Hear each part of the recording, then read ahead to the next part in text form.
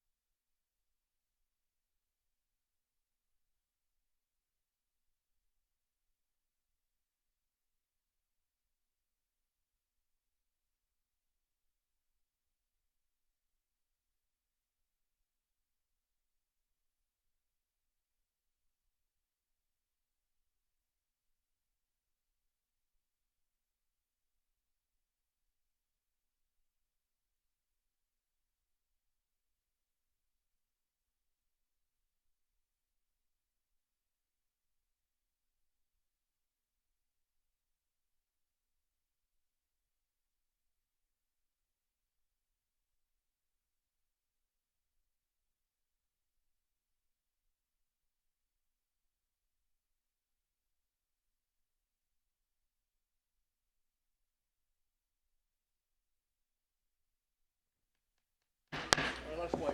We'll mail it to them when we get back. Good morning.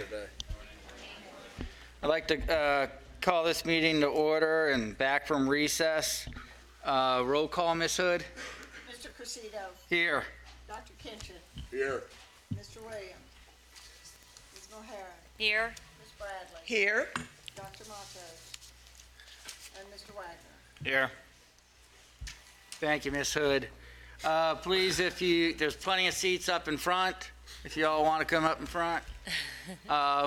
Please, if you have a cell phone on you, put it into quiet mode or vibrate mode, but with no sound.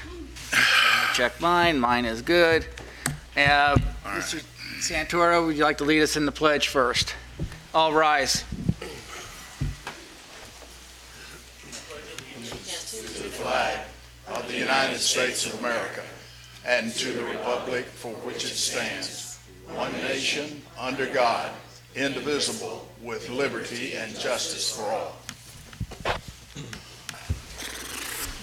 Go ahead, Mike. Hi, my name is Aaron Weintraub from Fashion Focus Hair Academy in Sarasota, Florida. Introduce staff again or no? Yeah, I'll introduce them real quick. Hi, I'm Dr. De Leon. I am from Ocala, Florida. Good morning. I'm Luzonia Waters with Childhood Development Services Education and Training Center in Ocala, Florida.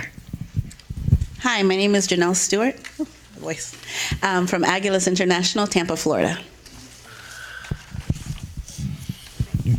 Hi, Mark Postma, Sunstar Paramedics, Largo. And I'm Bobby Stanley, Sunstar Paramedics, Largo. Hi, good morning. My name is Leda Fernandez from Miami, Florida Healing Hands Institute. Hi, my name is Magella Muse from Healing Hands Institute, Miami, Florida. Good morning. I'm Anna Schmitz from Emerald Coast Scuba in Destin, Florida. Good morning. I'm Josu Pazda with New Horizons Computer Learning Center in Pensacola and Gainesville.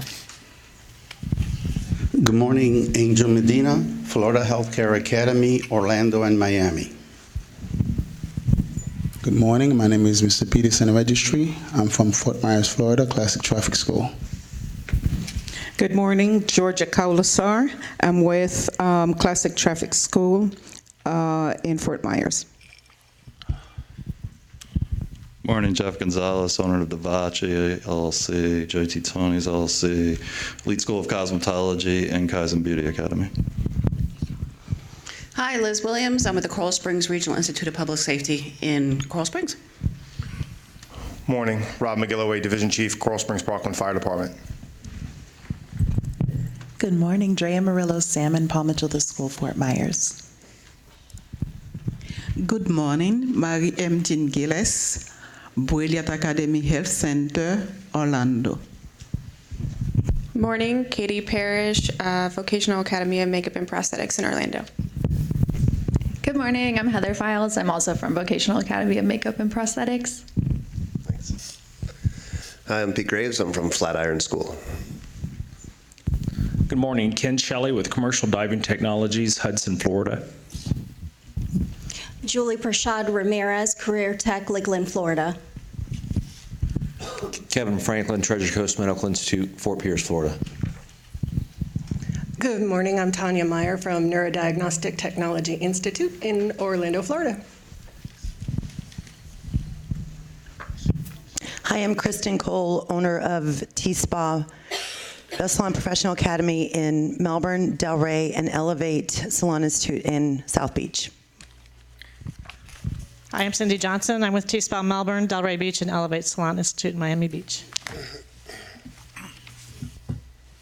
Morning, commissioners and staff. I'm Dr. Jose Otero, Otero Consulting Group. Good morning. My name is Great Excellence. I'm from Vocational Training Institute, Lakewood, Florida. Good morning. I'm Jerry Kukuchka, Leader Quest, Jacksonville, Florida. Hi, I'm Maria Smith with Leader Quest in Jacksonville, Florida. Hi, I'm Roy Sheets with Empire Beauty School in West Palm Beach, Florida. Good morning, everyone. I'm Andrew Anderson with Learn Library and Information Resources Network. Hi, Jason Perry, Academy at Suncoast Developers Guild, St. Petersburg. Jim Horn with the Strategist Group from Fleming Island, Florida. Good morning. My name is Andrew Roselle. I'm with iTeach Florida out of Miami Lakes. Morning, Kevin Burns, Chic Image Lounge, Tampa, Florida. Good morning. My name is Liz Galdamez, Chic Image Academy, Tampa, Florida. Good morning. My name is Megan Hester, and I'm from Hester School of Dental Assisting. Good morning. I'm Bobby Hester from Hester School of Dental Assisting as well. Good morning. My name is Richard Kears, Blythe School of Cosmetology, Gainesville, Florida. Good morning. I'm Alan Garber from CDA Technical Institute in Jacksonville, Florida. Good morning. I'm James Powell, CDA Technical Institute, Jacksonville, Florida. Good morning. I'm Natasha Overchuk, owner of Dental Assistant Pioneers Academy. Good morning. Louis Sierra, Dental Assisting Academy of the Palm Beaches, West Palm Beach. Good morning, Christine Sierra, owner of Dental Assisting Academy of the Palm Beaches in West Palm Beach, Florida. Florida Massage and Beauty Institute. My name is Walter Marcella. Good morning. My name is Ana Marcela from Florida Massage and Beauty Institute.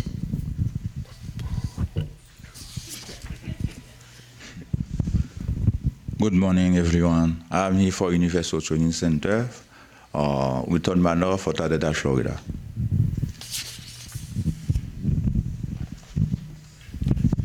Good morning, everybody. My name is Diane Ramirez with J. Garcia and Associates, Miami Lakes.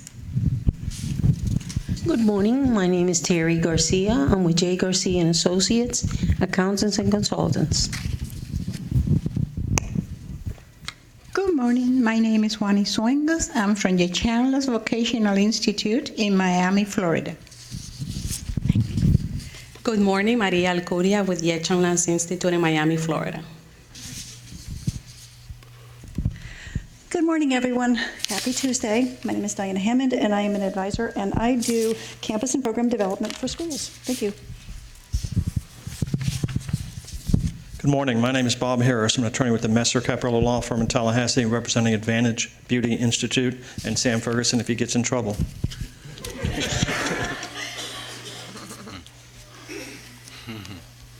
Since you threw the first rock, Robert, if you have a client up at the dais today, please make sure you're with them and not in the back of the room.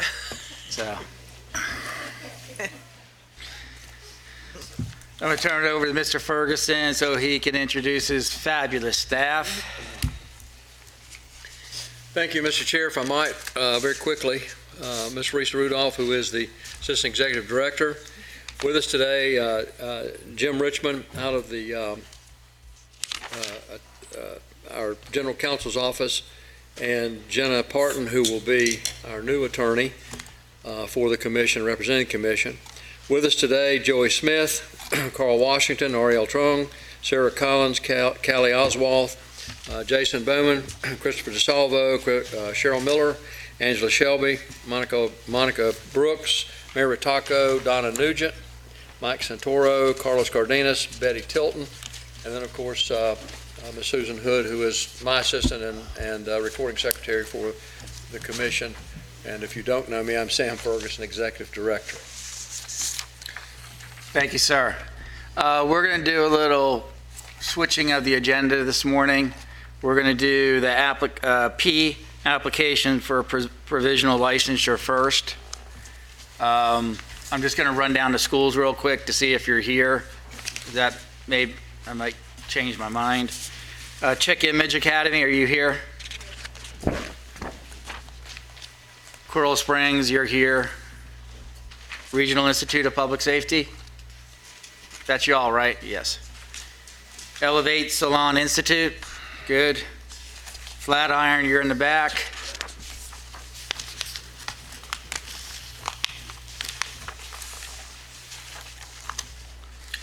Florida Healthcare Academy, you're here. I Teach Florida, you're here. Miami Barber Institute.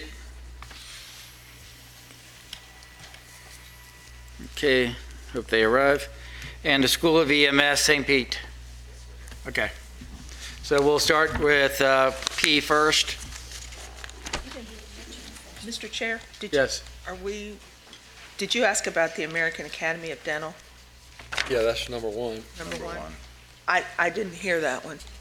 You're here? Okay.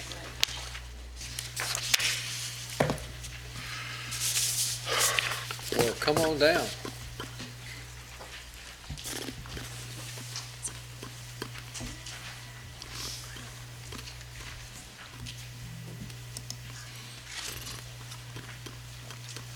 American Academy of Dental Science, if you're here, please approach. The bench.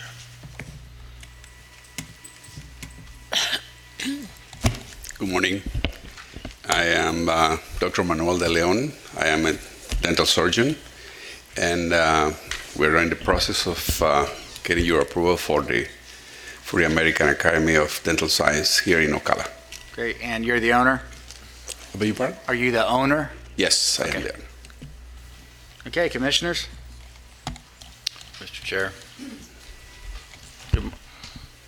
Good morning. Good morning. How did you arrive at the 1,230 clock hours for this particular program? We add all the different modules that we have, and that's the time because we're devoting many hours to the clinical practice. Mm-hmm. What's the division between clinicals and classroom? If you allow me to check here the summary, it will explain there exactly how the hours are divided.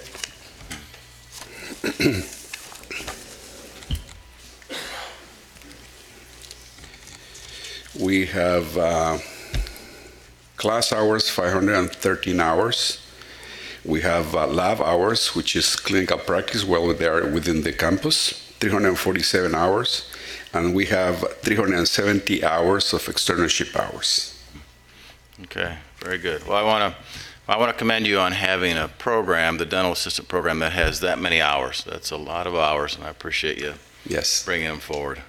Okay, thank you. I have no further questions. Is that a motion for approval? I can. Move to approve staff recommendations. A motion by Mr. Wagner, and I have a second by Ms. Mulheron. We're in further discussion.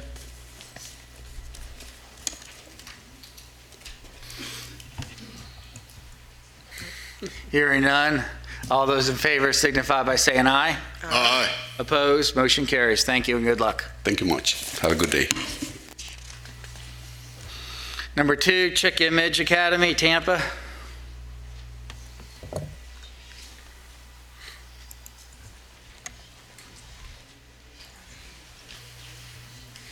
Good morning. My name is Liz Galdames. I'm director and lead instructor for CIE Meeting Academy in Tampa, Florida. Welcome. Thank you. My name's Kevin Burns, managing partner owner, CIE Image Academy. Okay, so both of you are owners? Yes, sir. Okay. Thank you. Commissioners? Mr. Chair. Good morning. Good morning. I have a question for you on your recruitment. So you're starting this program, you don't have a program right now at all, correct? No, this is our provisional licensure process. So I was concerned on the amount of money you had in your budget for student recruitment. It seemed like it was $300 a month. Can you talk a little bit about how you're going to recruit students into this brand new school? Yes, absolutely. I have been in the industry approximately 30 years, and I have a very strong background in education. So there's a lot of different ways to recruit students, of course. And nowadays, you do have a huge budget with online advertisement and also a lot of, print, which is really irrelevant these days. But primarily, our recruitment efforts are going to be through referrals. I feel strongly that even in my own professional practice, referral has been proven to be our lead our resource for getting new clients, and that's exactly how we expect to do it in the beginning for our recruitment process. Okay, so your goal is to have 41 students this first year? Is Yes, that sir. what you're shooting for? Okay, no further questions. Mr. Chair? Yeah. Ms. Bradley? Good morning. How are you? Good morning. I'm doing great. Thank you. Good. I noticed that one of your instructors graduated from a program that taught in English and Spanish. Yes. Is your program going to be all English, English and Spanish? No, we're applying, so we're able to teach all of the programs in both English and Spanish. Both of the instructors, myself and the other instructor, have both graduated from programs that have been taught in both languages. Okay. That presents, as you know, additional challenges, especially to a new institution. So how do you plan to do that, to carry that out?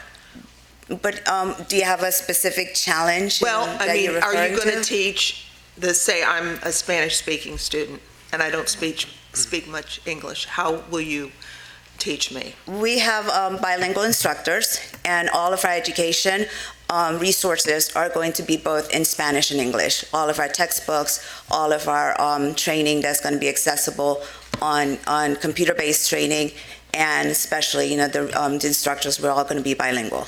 Okay, and what, so if if you're running a class so you're planning to do everything bilingual or as needed, or how do you? Our primary purpose is to pretty much guide people into instruction in English because of the importance of being able to speak English, and living, in the United States, and also, being able to practice our skill and practice our craft, in an English-speaking environment. But we will be able to do it in both language, effectively.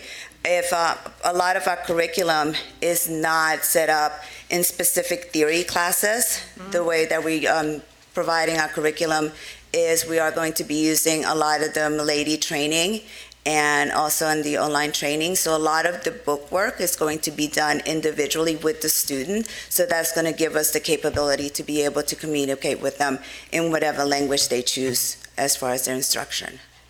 Okay. Now, will all of your students require a high school diploma or GED? Yes, ma'am. Okay, and then how will you demonstrate that? When staff comes to visit, they look at student files, what are they going to say? Well, we are required to keep documents referring to whether or not they provide, GED, proof of, a GED or high school equivalent. So you're collecting proof? Yes. That's the way to do it. Absolutely. Yes. Before they commit to enrolling, then that way you know that they have a chance to be successful. Right. I have strong background, like I said, in running schools and also working in a school environment.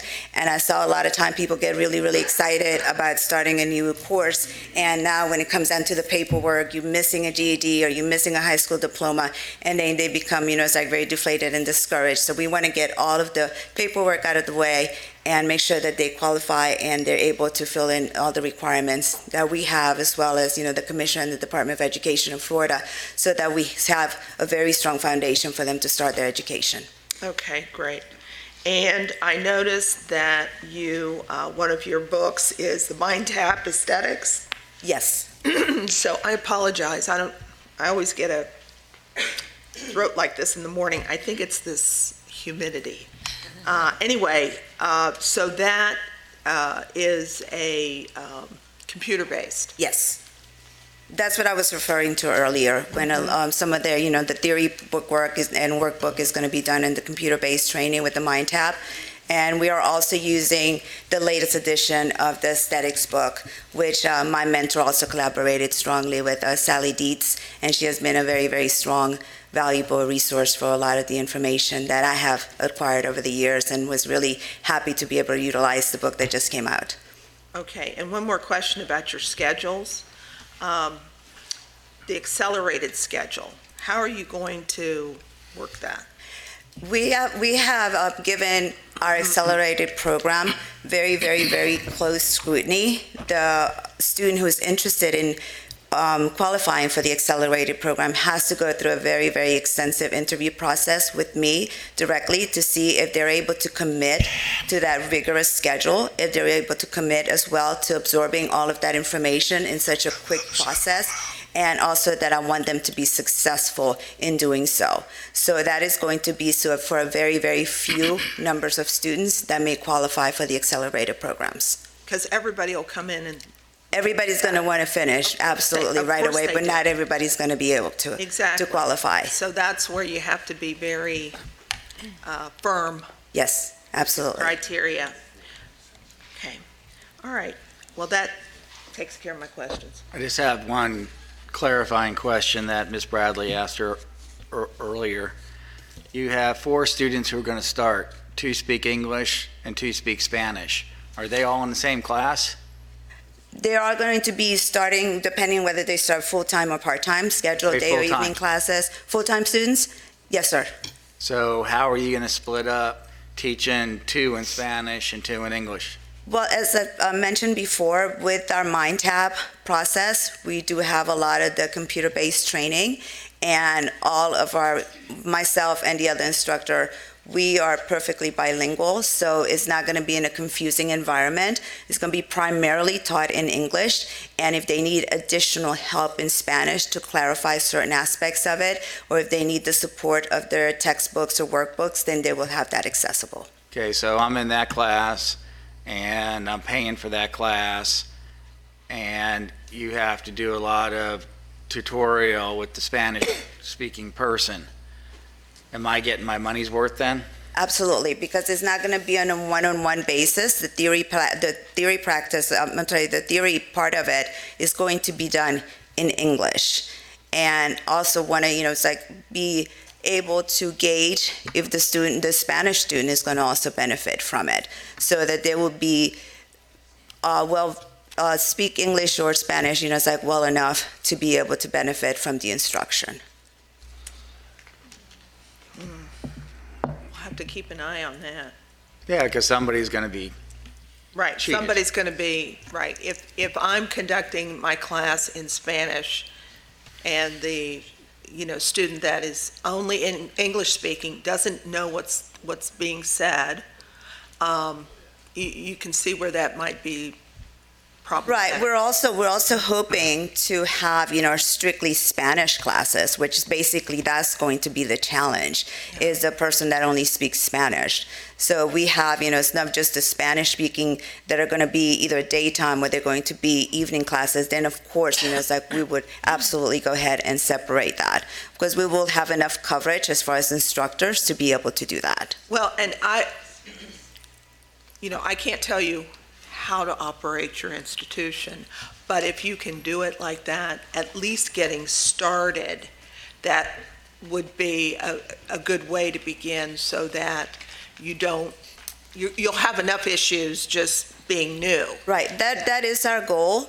I ran a program in New Orleans many years ago, and that's why we succeeded so well, because we made sure that everybody was getting the instruction that they were paying for, regardless of what language they spoke. Right. So if we needed to separate, the classes, whether it be Spanish speaking or, English speaking, we were able to do so successfully.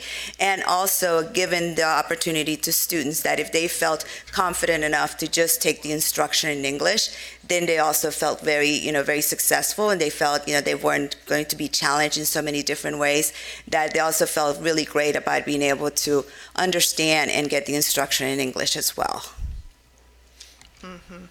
Okay, I know we don't have a motion yet, but I will add a contingency that either you teach it in English or you teach it in Spanish, that you do not have mixed classes. Absolutely. To protect the consumer. Okay. Okay. Mr. Chair, a couple of things, but I wanted to add to your point that you just made as well. If you do have the separate Spanish-speaking classes, that to ensure that those students understand that when they're being placed for jobs, that they may not get a job if they're not speaking in English. Oh, absolutely. That is a huge, huge part of our process, from the admissions process to us communicating why we are instructing in English and Spanish, because we don't want them to be limited. We don't want them to be limited in the jobs that they are able to have access to once they get the proper training. Right. Okay, we'll add that as a contingency as well. Yeah, it's in all the paperwork, I was required to submit it in all Saying we're going the... to add it as a contingency. Okay. Okay? Okay, and then I had just one more comment, just piggybacking on what Commissioner Wagner was getting at with the enrollment. I was reading somewhere that you're depending, in terms of advertising and promotion, you're depending on your graduates or your students to share on social media and so forth. That they're having a great experience, which is great, and that referrals will be what you're largely depending on. So I was looking at your advertising budget, and it definitely seems small for a new institution, especially looking at your enrollment plan where you're going to be enrolling 30 new students after the first couple of sessions. So to have a little bit more of a beefed up advertising budget might make sense, because you don't want to depend just on the referrals and the social media. We're also planning, which was part also, of our marketing plan that we submitted. We're also planning on, it's like being very proactive in the community, doing a lot of, different types of charity work, which I currently do as well. And definitely, there's a lot of festivals. Tampa is very well known for, festivals, and be able to advertise, which is not a very costly, source of advertisement. And it can be very, very effective as well. Okay, just something to think about. So. Okay. Not a contingency. Okay, the chair will entertain a motion. Move to accept staff recommendation with the additional contingencies. A motion by Ms. Bradley. Second. Second by Ms. Mulheron. Any further discussion? Hearing none, all those in favor signify by saying aye. Aye. Opposed? Motion carries. Thank you and good luck. Thank you very much. I appreciate it. Thank you. Coral Springs Regional Institute of Public Safety. This is their second location, I believe. It's their third. Third. They have one in Orlando. Good morning. Good morning. I'm Rob McGilloway, Division Chief for the City of Coral Springs Parkland Fire Department. With me is Liz Williams. She's my accreditation coordinator. We've been part of the CIE family for about 18 years now at our main location in the city of Coral Springs. We are approved and accredited by also COE and COAMPS. We have set a partnership with Martin County Fire Rescue to ask us to host a satellite campus. That satellite campus is located at their headquarters. We've already had approvals from both of our other accreditation bodies, and we're looking for acceptance to have that program, our EMS program, also located at Martin County. Will that be on Monterey? Excuse me? Yes, sir. Okay. Is this your second or third? This is our second. Yeah, I thought you had one in Orlando. We do not. Somehow somebody put a document together that had Orlando as one of our main addresses on there, which is incorrect. Okay. You should have picked a little further out west in Martin County. If they want us, we'll go there. I could add it as a contingency. Where do you need us to go? Since I live out west. Where do you need us to go? Wherever there's a school that's needed and somebody wants to partner, we're okay to go there. No, I think you guys have been doing a great job. It's like we've watched you grow up over the last 18 years, so at least some of the board members, so. Appreciate that. Thank you. Okay. Move to accept, staff. I have a motion by Ms. Mulheron. Second. Second by Mr. Wagner. Discussion. Mr. Chair, I've got a question. Yes, sir. Good morning. Good morning. So, how about as far as the students who graduate, is the intent that they're going to be employed by Martin County Fire Rescue? Is that what the intent is, or they can go anywhere they want for employment? They can still go anywhere they want. There's two different programs or paths. For right now, for Martin County, we run one program that's an internal. Martin County hires specifically EMTs, and we train them so they stay inside and continue their education and become paramedics with Martin County. We run a second class that is for external students from around the region, from around the area, including other departments, that area, that can come to that program and then are available for jobs anywhere out in the state of Florida. Mm-hmm. And with your current location that you have, what % of the placements stay within that agency where you're partnered with? Well, for us, for fire and EMS, once you get trained at our facility, you're state certified. You can pretty much go anywhere you want. You're not guaranteed a job coming through the programs of fire and EMS anywhere in the state of Florida. You're not sponsored by any individual agency. All right, yeah. So what % stay in your current location that you have? How many of them stay in that same agency that they're taking the program with? Do they stay regionally, or they really are moving all around the state? Anywhere a student wants to get a job or can get a job in the state of Florida, they go. Once they meet the qualifications of a firefighter EMT or firefighter paramedic, they're on their own to put applications in anywhere in the state. We're fortunate enough to have one of the highest hiring out of our training center, pretty much across the state of Florida. We're the only recognized 4-time winner of the Training and Education Provider of the Year by the CFO in the state of Florida. Mm-hmm. Mr. Wagner, just as an aside, you've about 18 years, right? Yes, sir. They had, I know that going back quite a ways, your predecessor, they had graduates that were going to West Florida, because West Florida, those little substations they had 3, 4, 5 people on duty at a time. Yes, sir. And one of the public schools said that, yeah, we'll train them, but you got to send them over here. And he said, I've got 3 or 4 people. I can't break them loose. Something happened. So I know they were hiring from down there. They may have been sending students down. I don't remember. Mm-hmm. We have a network with all the agencies from all around the state of Florida. They go I sit on the training directors board for the state of Florida as well, as far as a networking for all students to be able to get the jobs where they meet and qualify. Not even Florida. They can go to Georgia, Tennessee. They can go anywhere, especially with the national registry that they take for EMS and paramedic. Our students are global as far as where they want to go. Yeah. How about my other question is, it was interesting that according to your application, you had a facility that had 75,000 square feet. It seems like the facility's pretty large. Well, that's the Martin County headquarters. That Martin County headquarters hosts their police department on one side, their fire department on the other side, with the training center is sort of in between it. So encompassing the entire process for Martin County, that's why the building's 75,000 square feet. We don't use all the 75,000 square feet. Their EOC is in there, so it's their operations center. We just have classrooms built inside. All right. Okay. Very good. Yeah. No further questions for me. Okay. Good. Morning. Is there any further discussion? Hearing none. All those in favor signify by saying aye. Aye. Opposed? Motion carries. Thank you, sir. Thank you. Just let the record show that Dr. Matos has joined us. Thank you, Mr. Chair. We're on number 4 of the new schools. Thank you. We switched up the agenda. Number 4, Elevate Salon Institute, Miami.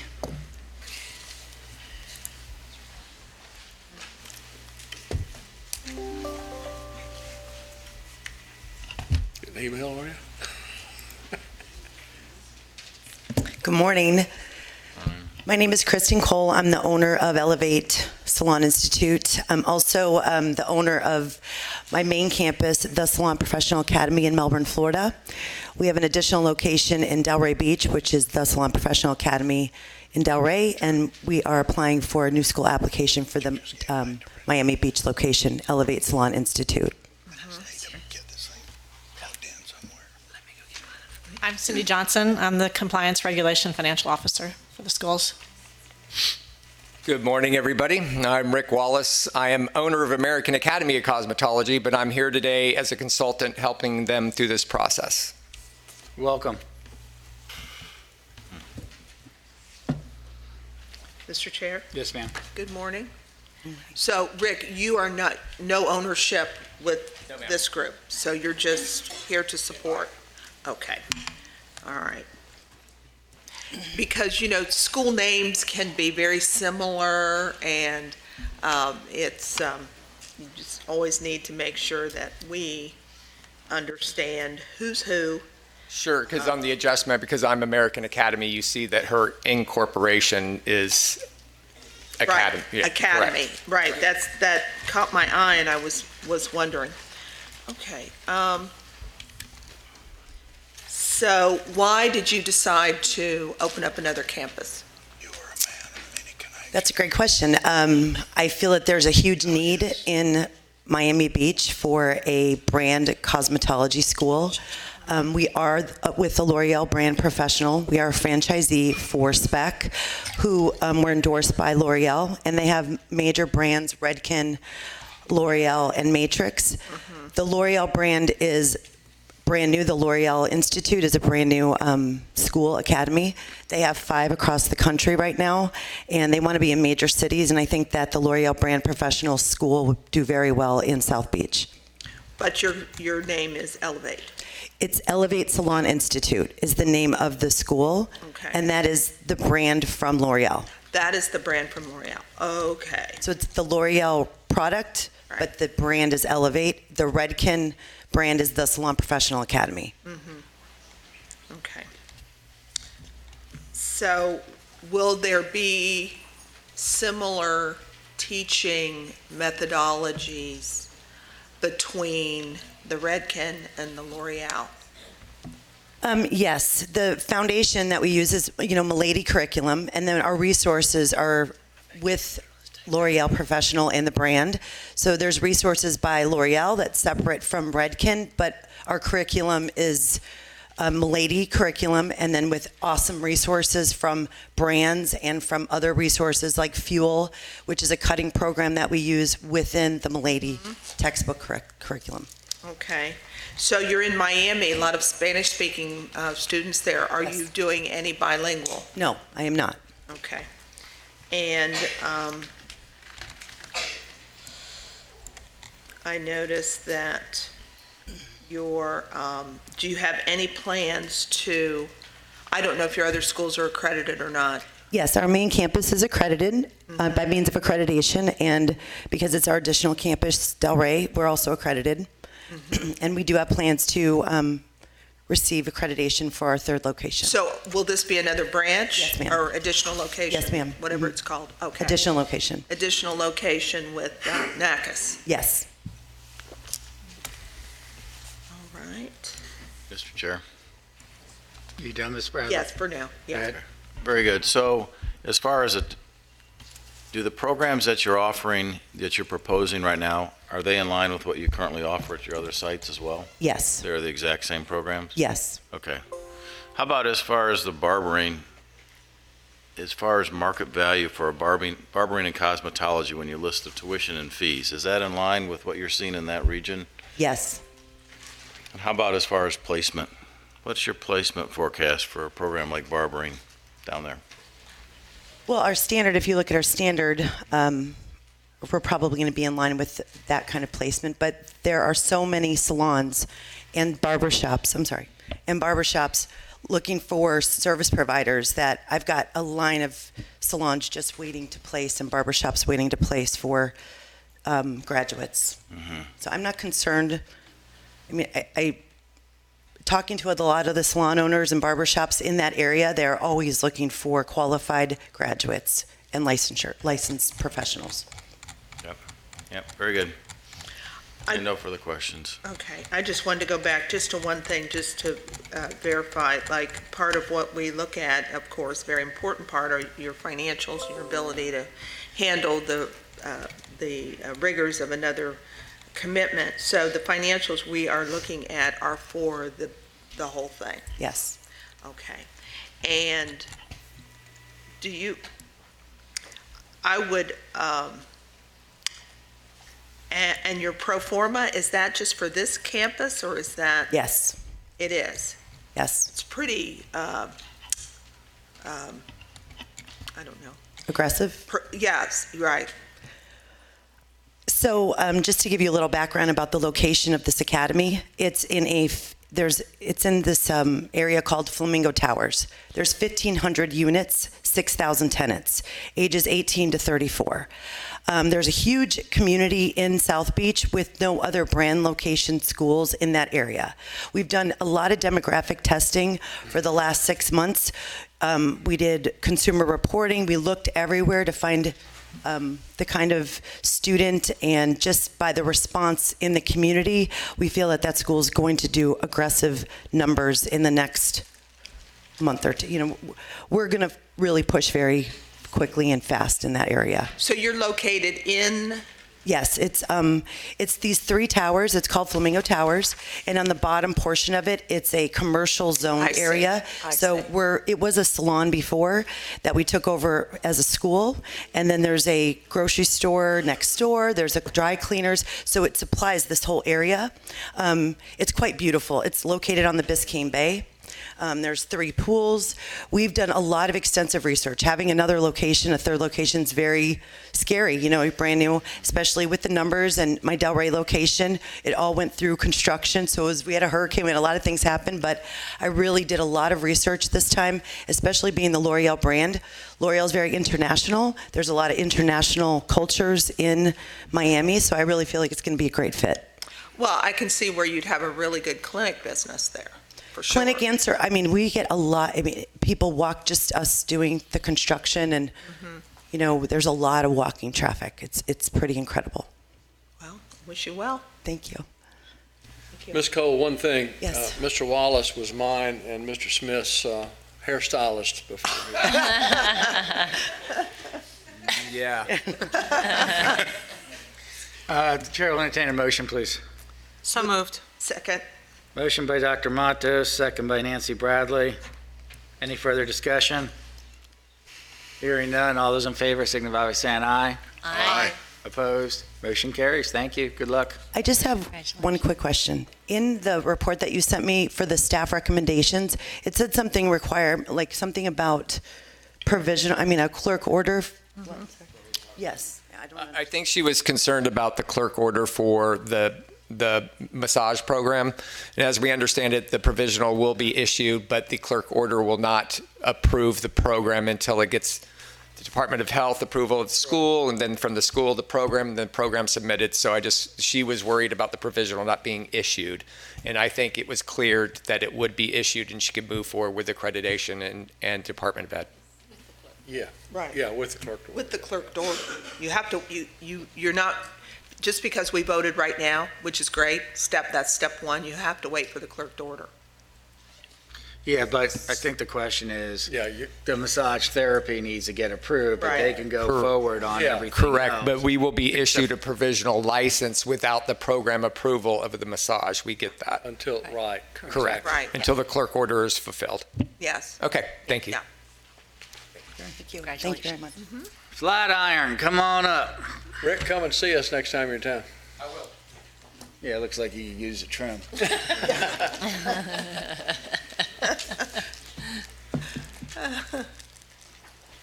had the association for a long time.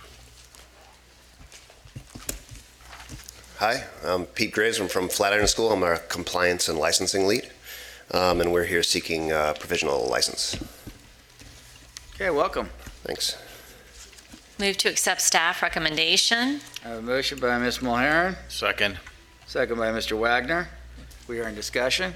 Yes, Mr. Chair, I have just a brief comment about your attendance. It's just something that is very simple to make sure that your catalog includes. Sure. And that you're communicating it up front to the students and faculty, what that actual attendance is for your online courses. I see here in our summary all about the record keeping itself, how the data is housed, but it doesn't say what the actual attendance is. So just make sure you're clear about that up front. Okay, thank you. Thank you, that's all. Mr. Chair. Mr. Wagner? Good morning. Thank you for being here. So help me understand, how many students do you expect to have your first year? Do you remember what you put in your application?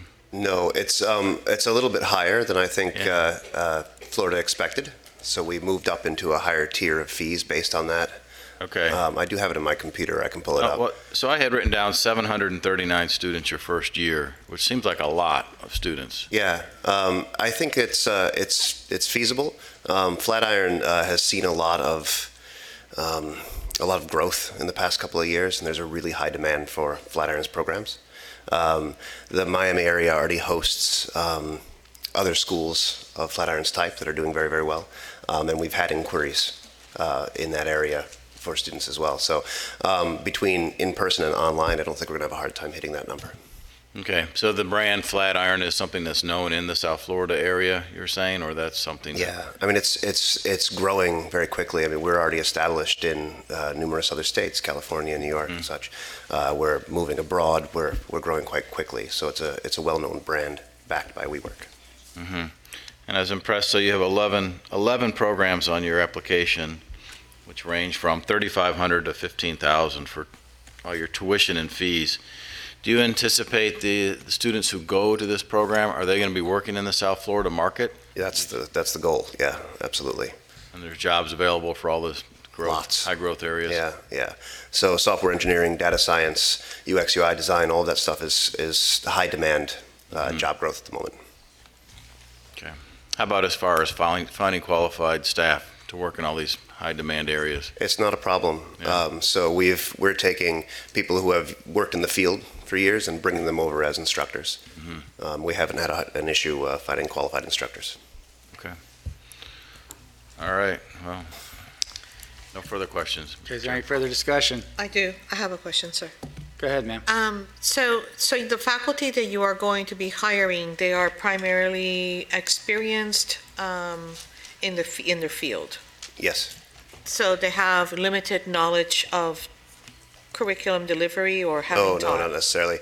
So even if you're working in the field, a lot of the people that we're hiring, actually our teachers are usually have teaching experience as well, usually always have teaching experience as well, but also have actual practical experience in the field. So if you're going to be a data science teacher, you have to have a minimum qualification as a teacher and also as a data scientist.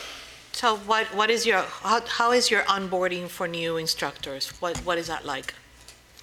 The process for training them to teach. Mm-hmm.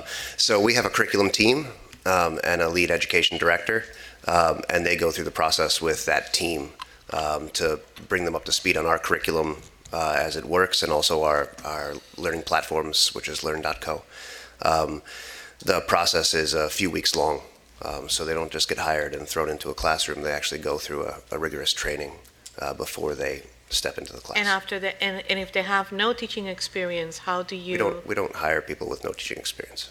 Everybody must have teaching experience. Yes. Okay. Yeah. Good luck. Thank you. That. Yeah, thanks. Okay, is there any further discussion? I just wanted to ask him about the self-paced. Yes. How does that work? So I believe students have 15 months to complete it.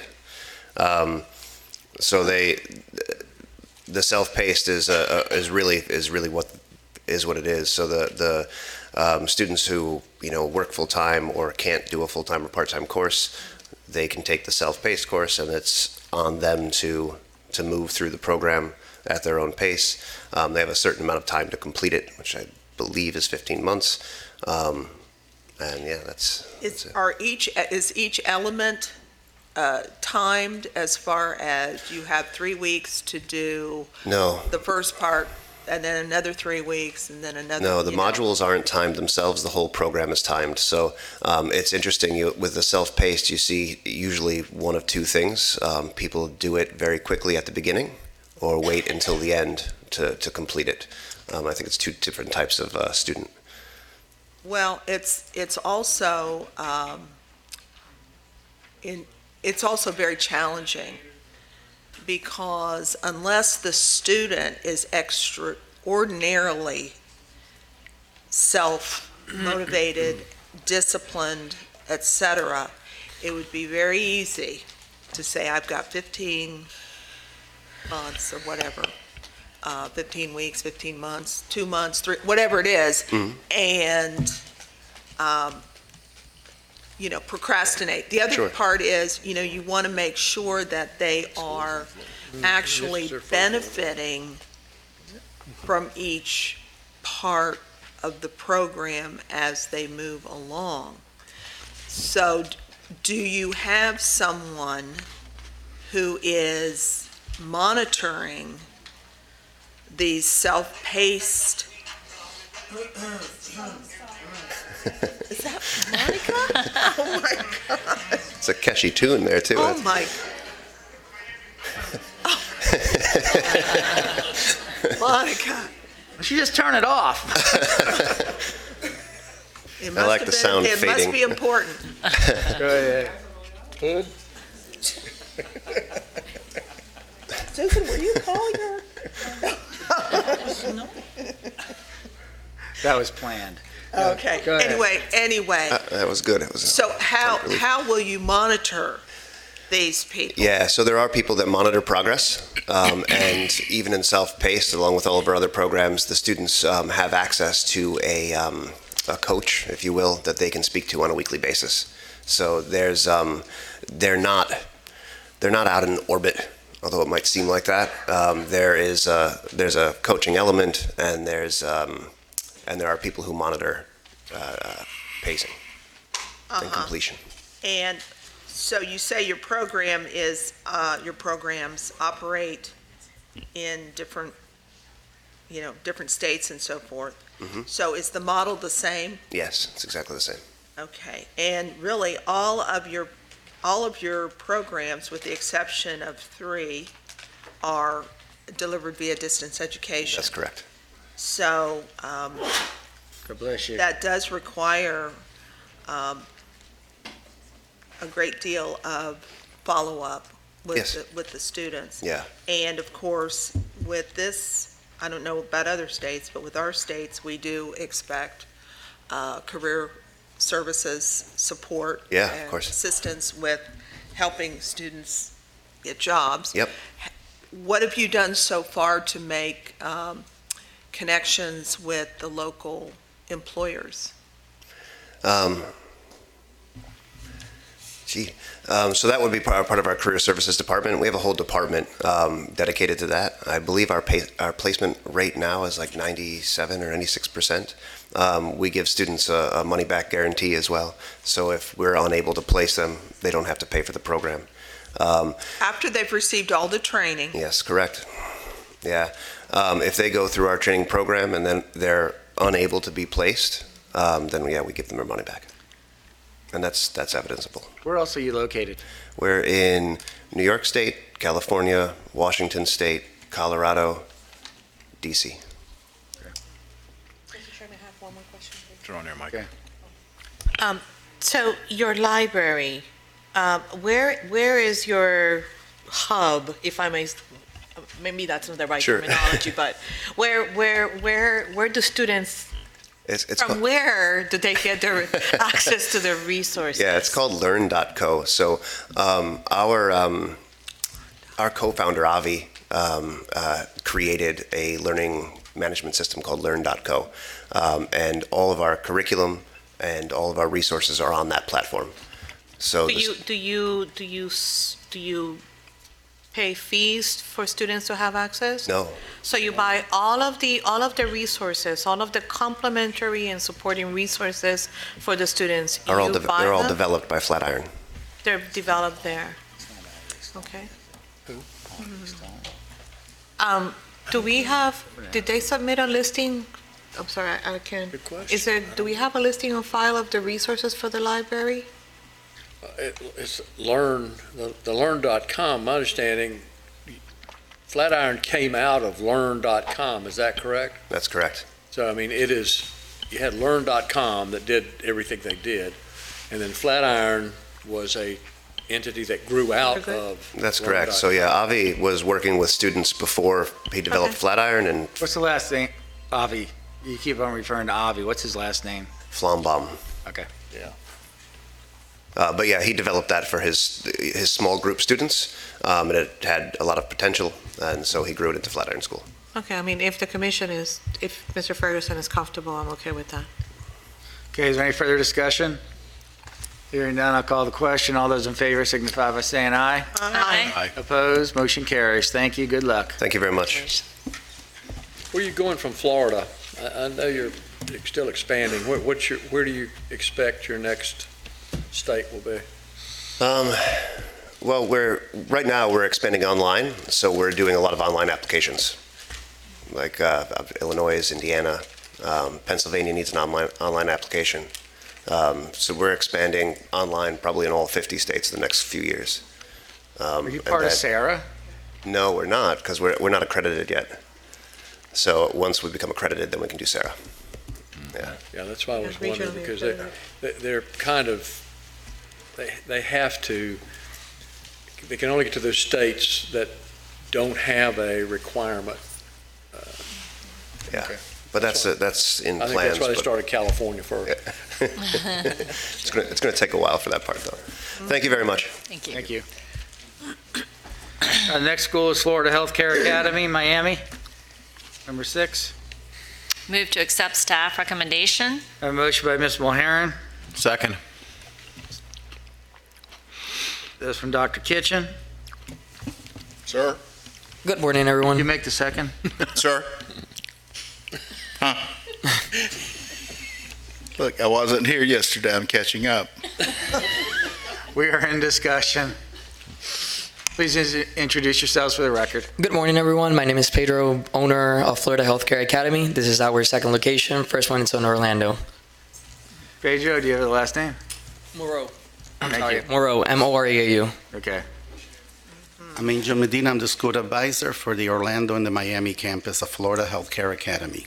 Great. Welcome. Thank you.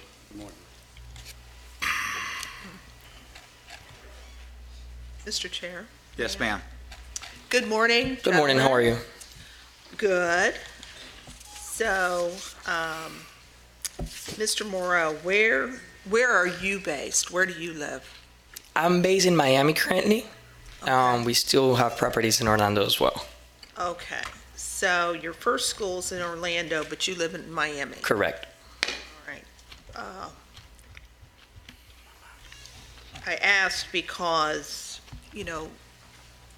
geographically, culturally, lots of different ways, they're totally different places. But you live in Miami, so. I lived in Orlando for 7 years, been in Miami for 2. So Okay. pretty familiar with Orlando as well. Yes. Is this a duplicate of Orlando? Correct. Same programs? Same programs. Same Catalog, same everything. Okay. And so why did you decide to take your school to Miami? So we're trying to expand, pretty much is just keep expanding as much as we can and keep growing like we can. We saw the opportunity, we know how busy Miami is and we know the area. So we decided to go ahead and take that step. We did a dip study inside and try to find a place that's located right in the position where we can help all the students as well. Uh-huh. All right. And do you intend to pursue accreditation at any point? Yes. Have you started? Yes. Who are you looking to work with? The COE. COE, okay. And you'd have to refresh my memory. How long have you been operating your school in Orlando?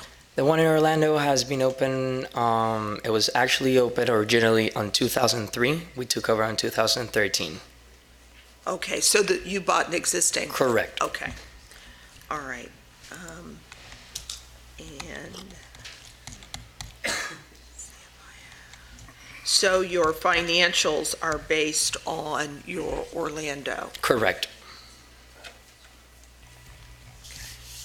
All right, no more questions. Thank you. Any further discussion? Just, Mr. Chair, just one quick question on your travel and entertainment in the budget. You have 0 allocated for that? Correct. My mom lives in Orlando. Honestly, it's not a big expense for me to go ahead back and forward in between one city to another. I'm trying to save as much money as we possibly can in order to push all the budget that we have into marketing and all those areas. So I'm trying to kind of accommodate to that and try to figure it out a way to keep the school growing without me taking other percentages from those areas. Right, so if you stay in with her when you go to Orlando, you still have mileage that you'll need to pay yourself for. Correct. So This is not the only business that we have. As I mentioned, we're trying to grow other businesses and one helps each other. So I'm trying to run with those expenses so that I can push this one and live that budget into the school completely.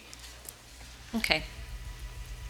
No, nothing further. Mr. Chair, I just have Go one ahead. more follow-up. Okay, I'm on your P&L that you've submitted, so the rental income, can you explain that, how that is affiliated with the academy? Can you repeat that question for me?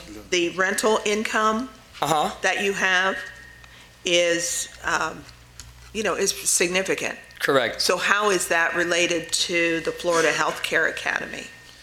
You want to answer that one? Well, they have other businesses. They have a daycare, a very prominent daycare. They also have a boating tour business in the Miami area, and they they receive rent from the investments that they have made during their years. I see. So this is it's just kind of a general category for everything else? Correct. Okay. All right. Thank you. Thank you. Okay. Hearing no further discussion, all in favor signify by saying aye. Aye. Opposed? Motion carries. Thank you. Thank you. Thank you to the commission, especially to Ms. Mary Ritaco for all her support and help. Number 7, I Teach Florida.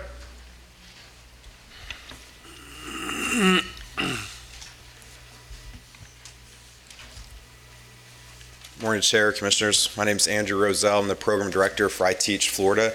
We're a teacher preparation company looking to get certified here and then move on to the Florida Department of Ed to become an EPI. Welcome. Thank you. Mr. Chair. Mr. Wagner. Move to approve staff recommendations. A motion by Mr. Wagner, Second. second by Ms. Mulheron. We're in discussion. Mr. Chair. Good morning. Thank you for being here. So in your application, are you only in Texas or are you in other states besides Texas and now coming to Florida? We're in other states other than Texas. My mom started the company 16 years ago in Texas. We currently operate in Louisiana, Nevada, Hawaii, Tennessee. We just were approved in DC last week and then looking for approval in Florida. And so help me understand. So it's a 560-hour program. Yes, sir. Okay, so students sign up, they go through your program for 560 hours. After the 560, are you preparing them for all their state credentialing? Is your goal to have them come through your program, be state credentialed, and then placed here in Florida for a teacher? That's correct. Are you working with particular school systems and placing students? Yes, sir, we are. We've already worked with Dr. Cohn out of Broward County to initially start the program in Broward specifically, but we believe that the best way to ensure or to increase placement of those teachers is to work directly with the districts to look for their high needs areas and then correlate our training to provide teachers for those areas. So how are you going to market to potential students who want to come to your program? Help us understand that process. So our student base is typically identified as career changers. So our average age of our student is about 37 years old. And so we use traditional marketing techniques to do that, but also through relationships with school districts, so that if someone goes into an HR office cold, wanting to become a teacher and not knowing how to do that, our partnership with those school systems would allow the introduction to take place. Then we can hopefully train them to be teachers in those schools. Okay, so how about as far as like your internships? Are you going to have students that come through your program partnered with neighboring schools to do an internship with them? Yes, sir. And how many hours will that be? So the externship specifically is 200 hours. It'd be a full school year, 2 semesters. Okay, very good. What occurred between 2017 and 2018 for you to take on a lot more debt?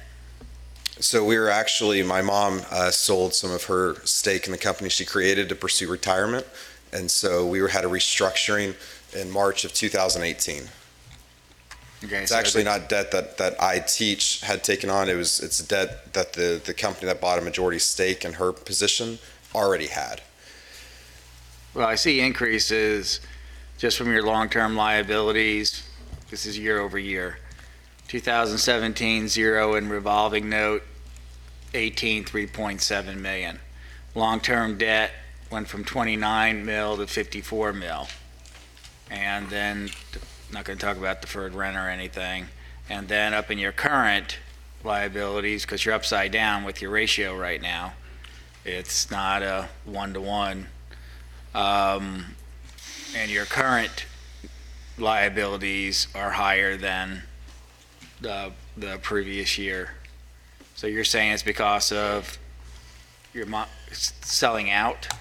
Partly, but also Learner's Edge Holdco has acquired other companies as well during that time. So there's been other acquisitions to strengthen the overall company. Okay, so they acquired you and you incurred debt? They incurred debt to make the acquisition of iTeach as well as another company. Okay.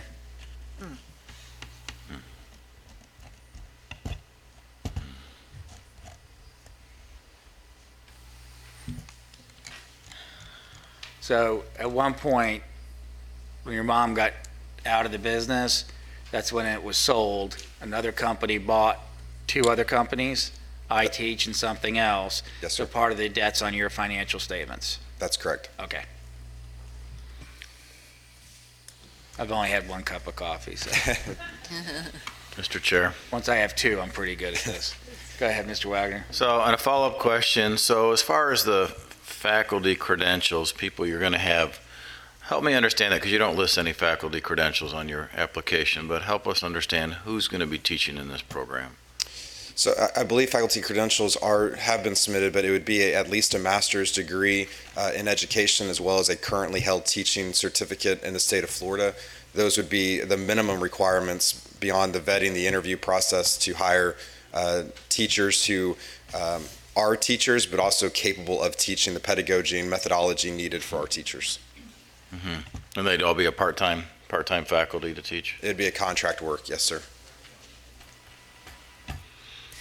Mr. Chair, quick question. Have you been working with anyone at the state to list your programs once you're approved as acceptable here in the state of Florida? Because often when potential teachers are looking for a school to attend, they'll go to the state of Florida's Florida Department of Education website to see if you're listed there as an approved school. So currently the Florida Department of Ed has approved Educator Preparation Institutes, EPIs, listed on their website. We would be expected, I would expect us to be listed on that as well once approved by them. So you're just waiting for this approval to start? They'll have to have our approval. Okay. This is the first of 2 steps for us to open our doors. I see. Thank So you. you have already submitted an application with the State of Florida Certification Division? Correct. Upon hopeful approval here, we submit the intent of a 30-day intent notice to the DOE that we will then apply for them. Gotcha, okay. Explain your tuition. Yes, sir. How your tuition works. So the cost of the program is $4,250. It's $250 fee, an enrollment fee up front to enroll in the program. They get complete access to all of our courses, all of our instructors, all of our test prep until they actually acquire a job in the classroom teaching. If and when and only when they get hired as a teacher of record, earning a teacher's salary on a temporary certificate, we do a monthly interest-free payment plan for them to pay back the balance of their account. If they're unsuccessful getting a teaching position, they would not ever owe us the remaining balance of their account. Okay, so they don't start paying you back till they get a job. That's correct. It financially incentivizes us to ensure that we prepare them to a capacity in which they can go and interview, secure a job, and be successful in the classroom. And our historical retention rates are higher than the average of both other preparation programs and universities. Mr. Chair. Mr. Wagner, go ahead. Is there any monies from the district coming back to you? No, sir. Okay. The district does not pay us for any teachers that we provide to them.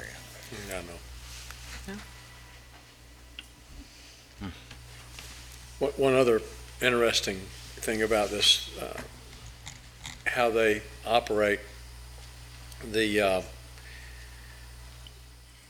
actually, into the communities that have, into the school districts, they take a look when they help place their graduates.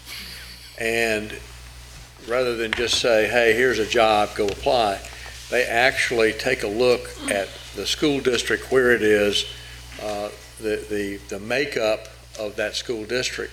And then from the students that they have graduated, they then try and place those students into those jobs so that basically, I know no other way to say it, the job and the student match. Mm-hmm. It's not just helter-skelter. I mean, they go out and look, which I found was pretty interesting. Correct. Not only are we looking to fill the critical shortages of the teaching positions by subject, it is a high priority that we seek to have representative teachers of the classroom so that students in the classroom are seeing at the front of their class people that look like them from a diversity standpoint of race and gender, as well as socioeconomics. We want to make sure that the teachers are reflecting those individuals. And our data shows that we train a more diverse population. We have a high non-male enrollment in our other states, or non-female enrollment, a high male enrollment, and a very high non-white enrollment. So specifically in Louisiana, we certify more males and non-white individuals than any other program in the state of Louisiana. And our teachers outperform on student achievement above all other programs in the state. Okay, is there any further discussion? Hearing none, all those in favor signify by saying aye. Aye. Aye. Opposed? Motion carries. Good luck. Thank you very much. Number 8, Miami Barber Institute, Miami.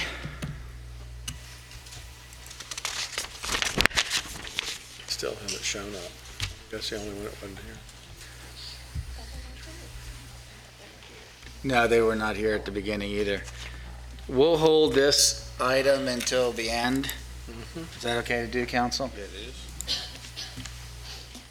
Okay, number 9, School of EMS, St. Pete.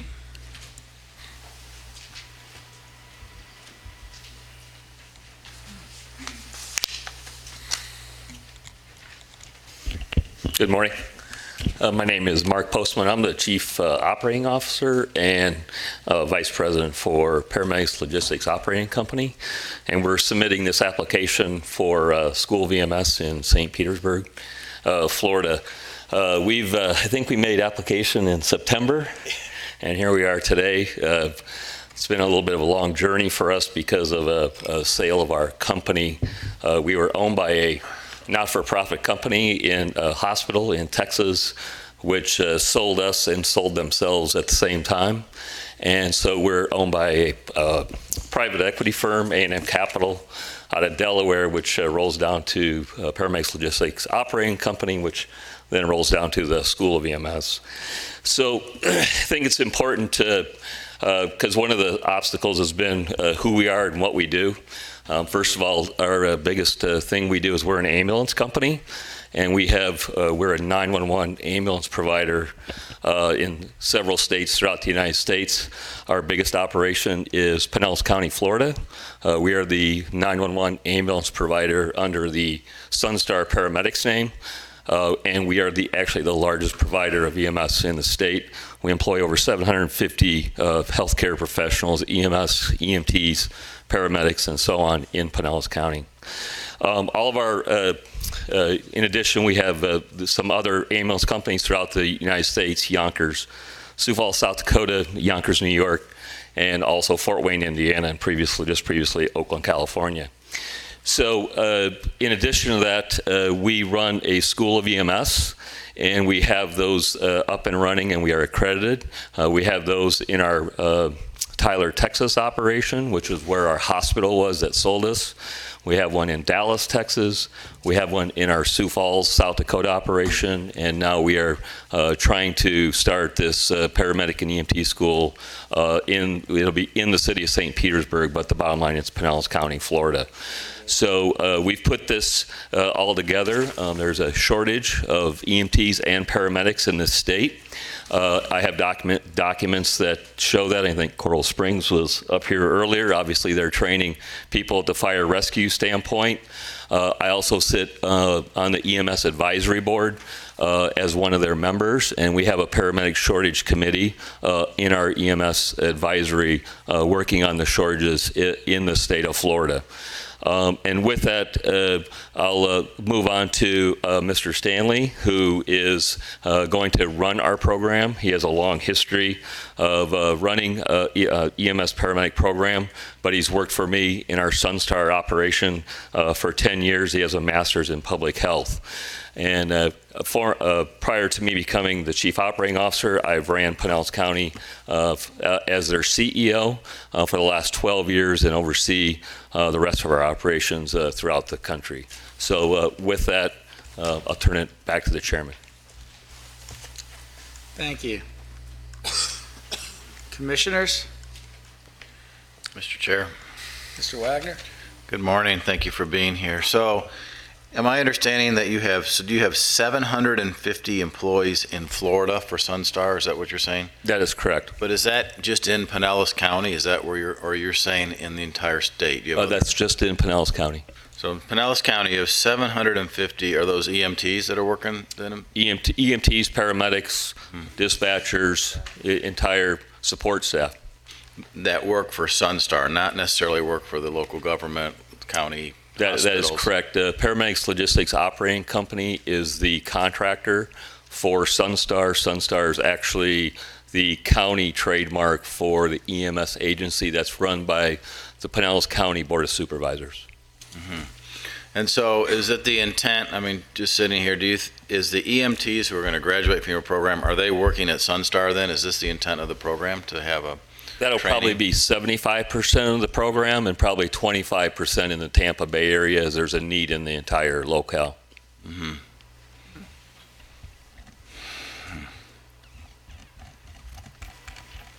So you have Sunstar now, but when you're trying to recruit EMTs, then you're not finding them. Is that what's happening? You can't. More from the standpoint of paramedics. Okay. Currently in our locale, paramedics is the greater need, but we will be also conducting EMTs, but EMTs is not quite the crisis that paramedics are in the state. Okay.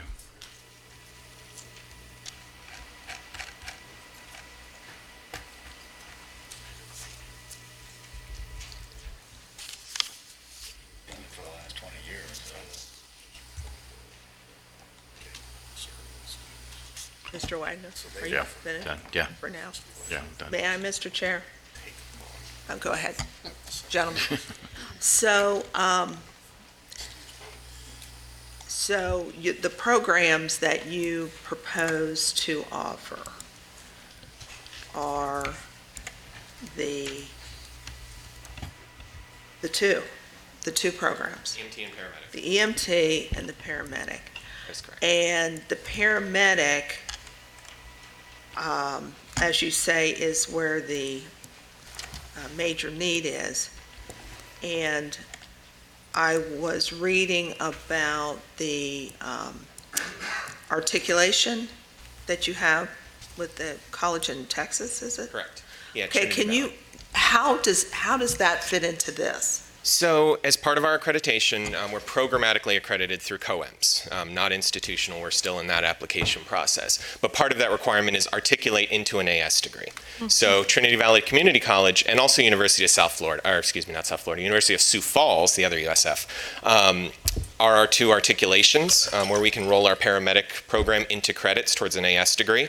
We've actually been speaking to the local community college in St. Pete, and they are on board as well. Obviously, we can't pursue that until we get this step done. But the Trinity Valley Community College, if you are a paramedic graduate from the School of EMS, you can complete your associates completely online. So even Florida graduates will be able on day one to enroll in Trinity Valley and finish their associates. So are you saying that they are, if they're a graduate from your paramedic, it's guaranteed acceptance? Correct. That is part of the MOU we have. Whether or not they complete the program is then up to them. Yeah. And I may want to walk that back on the guaranteed acceptance. They would still have to meet that university, but where the articulation would be is they would be granted 42, I believe, credits for our coursework. They'll have to meet the entrance. Yeah, they have to meet that school's, but it's the first step in their AS of EMS degree. And I do know they're talking to one of our public schools down. Which St. Petersburg College. I'm sorry? St. Petersburg College. We've been talking to the provost. He is verbally on board. I see. Okay. Well, that explains that, because I was curious. Well, how does that fit into all this? Yeah, that is a requirement for our accreditation. So, yes, I am not familiar with that accreditor. Can you Yes, KHEP is the... Oh, it's KHEP. Yeah, COEMS is the EMS branch of KHEP. Okay, that's what I was looking at. So that's the EMS branch of KHEP. Correct. And you have the programmatic at your other campuses. Correct. For both programs? They only accredit paramedic. The paramedic. EMT is too short. Because of the length. Correct. Okay. And then we'll be operating as a satellite under the Texas KHEP umbrella, which again, they've verbally approved, but they can't give us the piece of paper until this step is complete. Yes, I would expect that to be the case, that they're not going to. And then the goal is to apply for our own standalone KHEP once we've had our 2 years of graduates. So are you looking at an institutional? We are. We're looking at ABHES and ACCSC, although ABHES is our primary target. That is what we're doing now. Is we're in the process of gathering all 5 of our campuses and making sure all of our processes are the same, and then we're going to be going forward on that. I see. Okay. Thankfully, the state of Florida requirements are very similar to ABHES, so doing this process is actually made a good step It's there. always nice, isn't it, when things align like that? Yes, it does. Because it's basically the same information, but it's sometimes how the question is asked. Correct. So that's good. That's good. Mr. Chair, I have 2 questions. Okay. I'm just waiting to see if I'm almost finished. Yeah. And so can you just refresh us on where your other locations are? Yes, we have 3 campuses in Texas. We have one in the Dallas area, one in Tyler, and recently we have a satellite in Corpus Christi. And then we also have one in Sioux Falls, South Dakota. And those match up where our EMS operations are or where we have contracts with local EMS areas. I see. Okay. Thank you. That takes care of my question. Dr. Matos? Thank you. Just curious. You haven't taken the program to the EMS board yet, correct? You're waiting for this approval, or the application has been submitted? I've spoken to them. We have all 27 parts of the 28-part application. This license is the last piece. So who's going to be, if I may ask, who have you thought to be your medical director? Dr. Andrea Apple. She works at Bayfront Medical Center. Okay. And your faculty is going to be from where?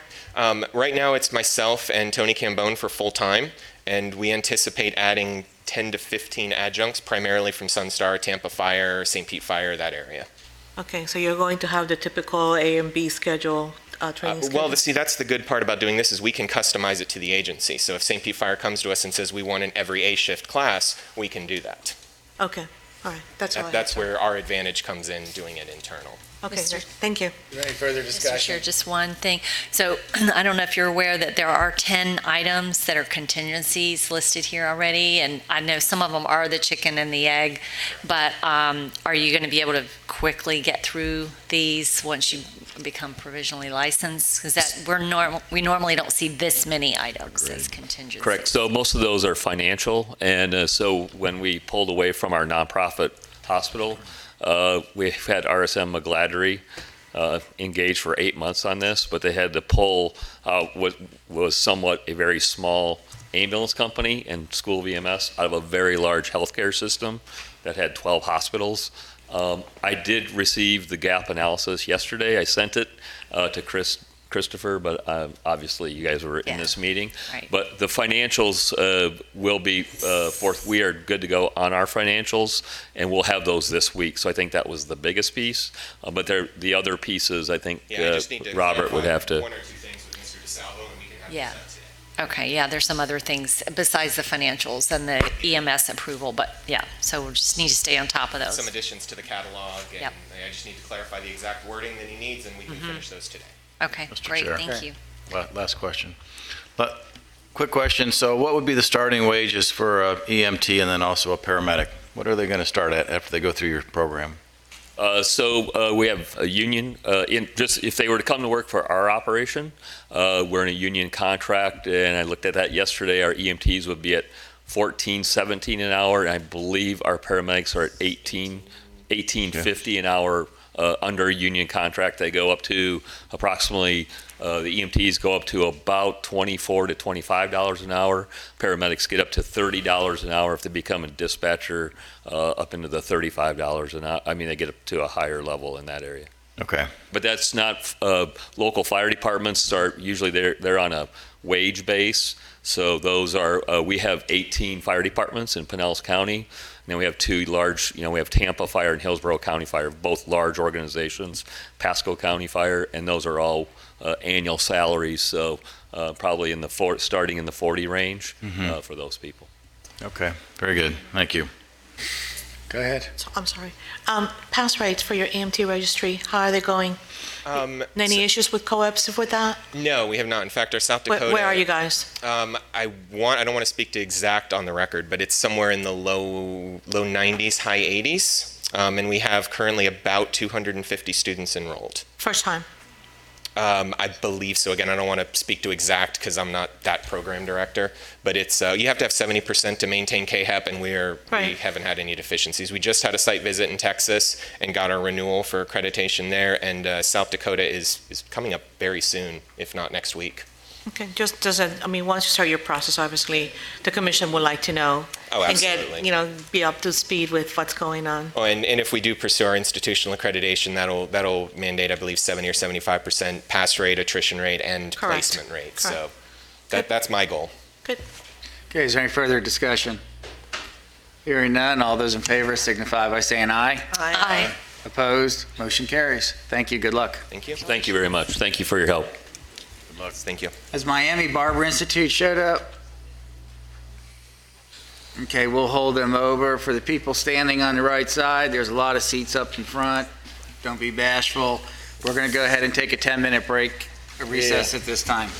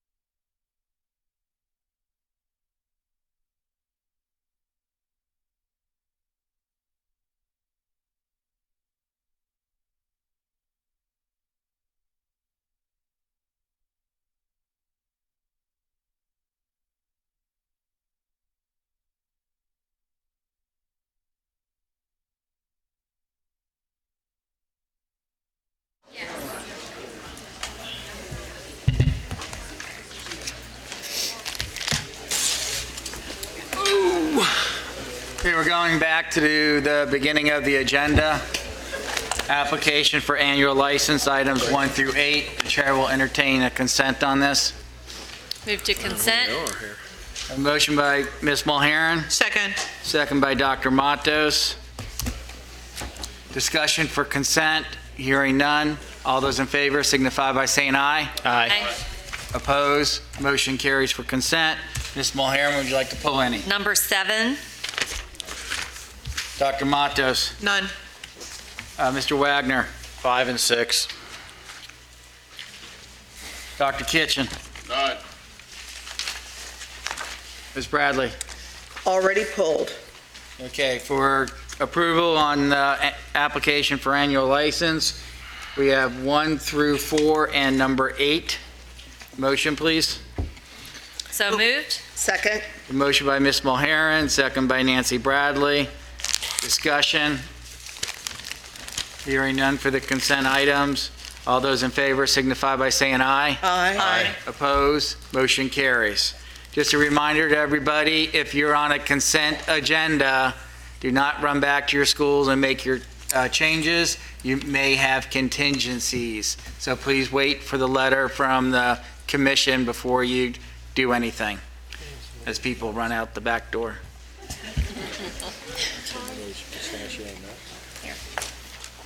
Okay, number 5, Florida Healthcare Academy, Orlando. Move to approve staff recommendations. A motion by Mr. Wagner, I'll second that. and a second by Dr. Matos. We're in discussion. Saw you. Again. Again. Here we Again? are again. Please reintroduce yourself for the record, please. I'm going to reintroduce. My name is Pedro Moreau. We're looking at Orlando, now Miami. So I'm going to let him introduce himself. You got it right this time. At least you said your last name. Good. I'm Angel Medina. I'm the school advisor for Florida Healthcare Academy. This time is for the Orlando annual license. Mr. Chair, Yes. I had pulled this, and your headcount enrollment in Florida was 0, so I think that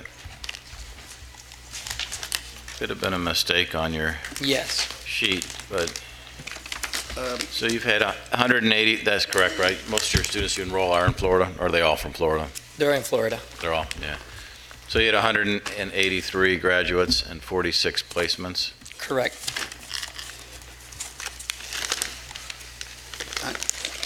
I would like to clarify something, please. Yeah. We have 0 here because the school was for a few days away from the deadline. That's the reason we have 0. Yeah. Okay, very good.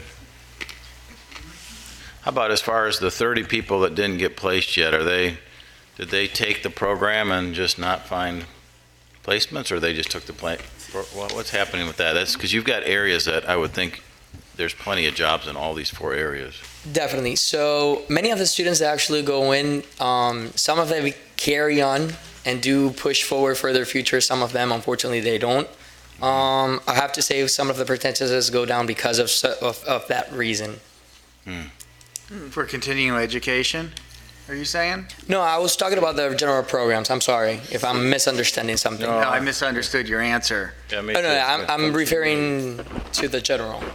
No, I'm just saying, it looks like of the 170, however many you had graduate, you had 183 graduates, so you had 183 students graduate, and of that, you had 146 placements. My point was, when I look at your list of programs, geez, there's jobs everywhere for those 4 areas that you're teaching. So my point was, why would you not have, why are they not all working?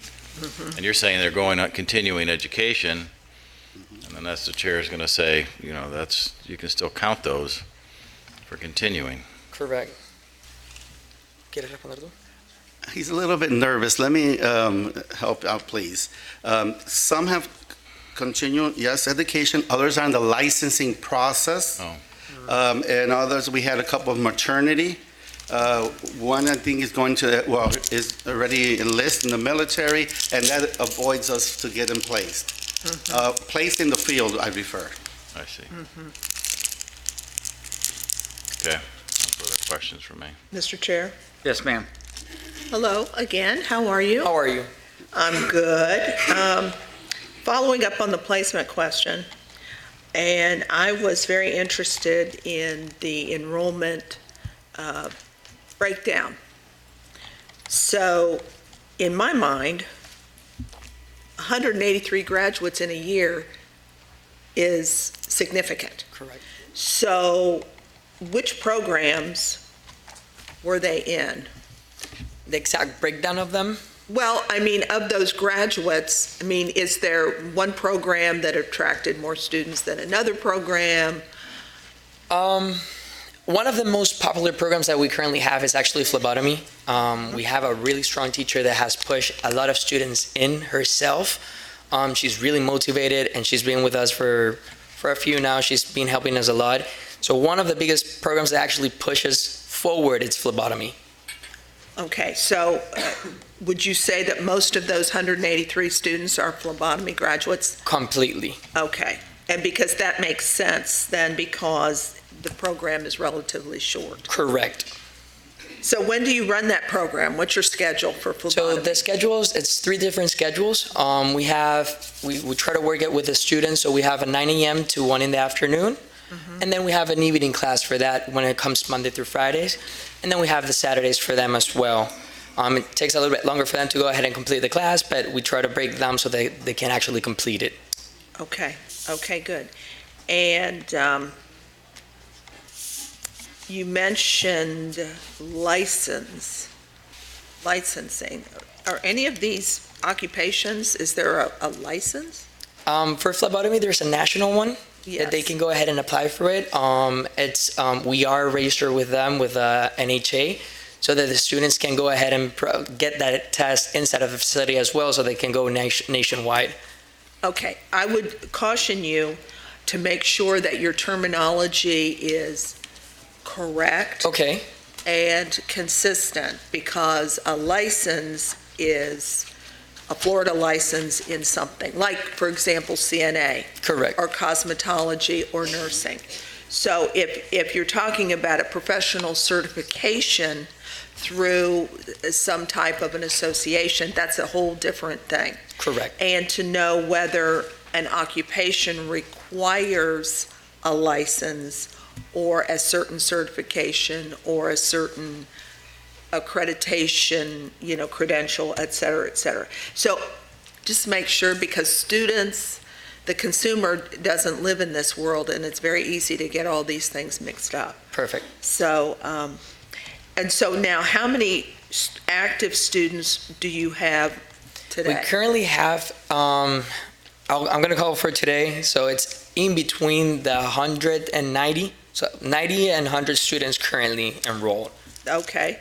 That's quite good. We actually asked, I don't know if they answered, they haven't answered that question. We actually asked it before we came in. Good. We asked the office this morning. Because typically we'll ask you. Actually 112, they actually did answer. 112, okay, can you tell me in which programs? They did not break it down. That's okay. They didn't break it down. But would you say based on yesterday, when you were at the school yesterday? Correct. Where are they? Which program? Is it phlebotomy? Phlebotomy is the biggest program that we currently have. It's our biggest push that we have currently in. And now we want to make it with medical assistant as well. We want to go ahead and push it with that one. Great. Thank you. Thank you. Any further discussion? Hearing none, all those in favor signify by saying aye. Aye. Opposed? Motion carries. Thank you. Again. Thank you very much, and thank you, Ms. Ritago, for your help. Number 6 is Orlando Nails and Barber Institute, Orlando. Move to approve staff recommendations. A motion by Mr. Wagner, Second. second by Ms. Mulheron. We're in discussion. Hello, good morning, Commissioner. My name is Trang Nguyen. I am Secretary for Orlando Nails and Barber Institute. When you say secretary of the corporation or the secretary of the institution? Secretary of the institution. Did you pick the short straw to come here today? I guess so. Where are the owners or the directors or? The owner is on a business trip in Vegas that was, he was supposed to be here for I believe the meeting was supposed to be for last week, and then the agenda, it had changed to this week. So therefore, he could not make it today. Okay. Go ahead. Okay, Mr. Chair. So, good morning. Good morning. Thank you for being here. Thank you. I had a question, because you have a financial improvement plan in your documents, and it's relying mostly on enrollment. So, for instance, you had 43 students in 2018, and now you're trying to push that as your plan to 108 in 2019. So that's a large increase of students. So you do have some data that shows where you are, but how are we doing as far as getting that number of students, 108 students? Because that's a big jump to go from 43 to 108. Yes, sir. The owner, he also works for a company for Harmony. And so from social media wise, he's been doing it for about almost 10 years now. So he knows quite a bit of people. This is his first year that he's opening the school. So a lot of people have been calling him up to having to come into our school. Our school did not get the license until June of 2018 of last year, so we first opened to the public in July. Because of his travel, he was a little busy in trying to be here to see everybody, to get the ball rolling. But through the social media and his work, we have been having a lot of people acquire into wanting to enroll with us. So we know that through the financial plan, we will be able to get that amount. Okay. And what percent of your students are from Florida who enroll in your program? From Florida, 80%. Okay. All right. No further questions, Mr. Chair. Yes, Ms. Bradley. Okay. Good morning. How are you? Good, thank you. Good. I missed when you were explaining what the owner does other than this. Mm-hmm. What does he do? Okay, he works for a company called Harmony, Gelish Harmony. So he travels around with them just from time to time. Not a lot. What is Harmony? It's acrylic company. Okay. They make acrylic gel. So it's in the nail family? Right. Yes. Okay, yes. Makes sense. All right. So yes, you would acquire many contacts. We do have, once in a while we do have people want to fly in from other states to take because they're moving from another state. So they know him.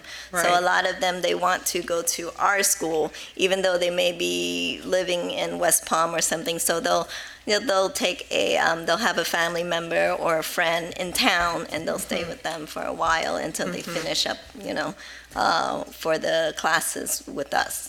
Right, okay. So just like the school that was up here before you, it is pretty significant that you've already had 132 graduates. Yes. And 107 placements out of the 132. So of all the programs that you are offering, which is your big program? As far as right now, nails. The nails. The nail And would you say that that's where the graduates came from? Yes, most of them. Mostly the nails, okay. And also, do you have some other schools? Are you affiliated, or Brian, with some other schools? It's not affiliated, it's two separate schools, but because right now the school just opened, so I do help him out for part-time, and then I still help out Pro Nails and Beauty School, the other part-time. Right, okay. Because, you've been before us. Yes, ma'am. Many times. So just to clarify, Yes, that yes, you do have, so you have experience and Yes, you ma'am. have history, et cetera. Okay, thank you. That's all I have. Okay, is there any further questions? Discussion? Hearing none, all those in favor, please signify by saying aye. Aye. Opposed? Motion carries. Thank you. Thank you, commissioners. If anybody's looking for a good assistant, I would contact her. Number 7, Sunshine Training Center, North Miami Beach. Move to accept staff recommendation. A motion by Ms. Mulheron, Michael Porchevin, Program Director for Sunshine Training Center. Second. I have a second by Mr. Wagner. Welcome, sir. Yes, Mr. Chair, I pulled this one. In looking at your placement and retention rates, your perfect scores of 100%, I know that you verified that with the statement that it was accurate. I'm curious because you have so many programs and you have 71 students, it just seems highly unlikely that it would be 100%. So can you shed some light for us on that? Yes, most of my students are home health aide and security officers. So I work closely with the agency, so I'm able to place them. So they're just, Yes. yeah, I know that you have some great programs, so there's no question that these jobs are in demand, but normally you see some sort of fallout from some reason or another, sometimes personal reasons and so forth, that people drop out and whatnot. So have we done a site visit recently? Yes, it was done. You have had one recently? Yes. And you didn't have any? It was closed out on June 20th. Oh, okay, great. I didn't notice that, so that's great. Well, if this is 100% accurate, that you have 100%, then you need to be offering some workshops for some of our schools so that you can share No problem. how wonderful you're doing with that. So I guess I have nothing further. Good job, thank you. All right, thank you. Well, somebody else might have questions, though. Okay. Is there any further discussion? Hearing none, all those in favor signify by saying aye. Aye. Opposed? Motion carries. Now you can run, Forrest. Okay, B, application for extension of annual license 1 through 3. We'll just take these one at a time. BizTech Career Centers, Clearwater. Move to approve staff recommendations. Second. Motion by Mr. Wagner, second by Nancy Bradley. Discussion? Hearing none, all those in favor signify by saying aye. Aye. Opposed, motion carries. Number 2, Emerald Coast Scuba, Destin.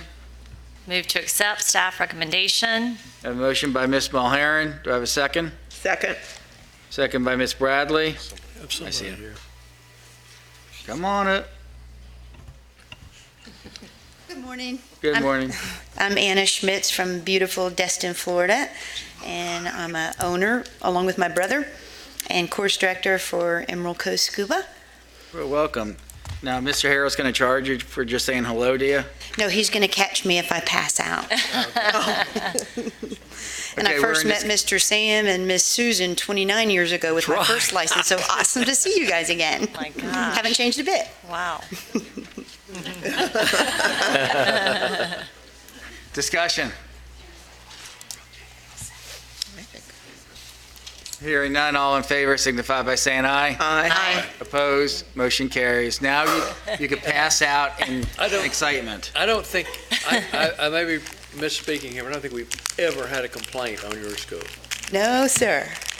It's been how long? It has been about 20-something years, hasn't it? 29, yes, sir. Golly. Thank you very much. Bob was a baby then. She's not a Dave Inman. Oh my God, I can't remember you. Yes, I remember him. Okay, the next school is the Players School of Music, Clearwater. Move to accept staff recommendation. So, and I'll second that. I have a motion by Ms. Bradley, second by Dr. Matos. We're in discussion.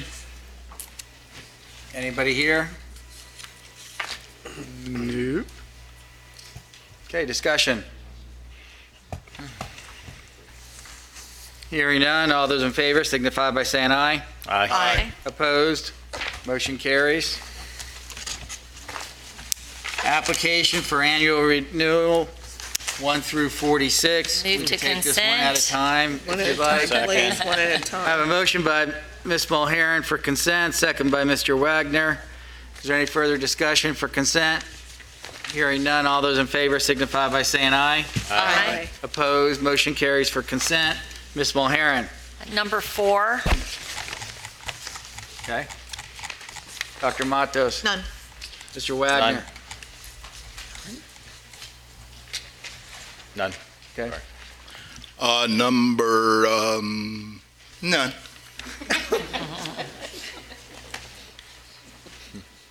No. What'd you have for breakfast this morning? I second that. Okay. Do you have Cocoa Puffs this morning? Cocoa. Too much sugar. Ms. Bradley. Okay, I have several. I have 29, 33, 34,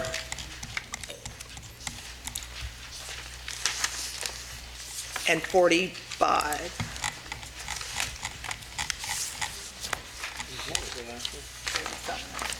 Does staff have any? Okay, let's see how bad I screw this one up. For approval, items 1 through 3, 5 through 28, 30 through 32, 35 through 44, and 46. May I have a motion, please? So moved, sir. Second. Motion by Dr. Matos, Second. second by Mr. Wagner. Thank you, Doug. Discussion on the consent items? Hearing none, all those in favor signify by saying aye. Aye. Opposed? Motion carries. Thank you. Number 4. Armenia Pharmacy Solution School, Tampa. Move to accept staff recommendation. Second. A motion by Ms. Mulheren, second by Nancy Bradley. We are in discussion. Yes, I pulled this one. I don't know if there's anyone here from the school, but I was just looking at the financials, and the revenue makes sense with only 5 students. I just didn't know if there was, I was trying to add up everything with the working capital, net equity, and so forth, and it just seemed like a lot for the 5 students. Is this their only location?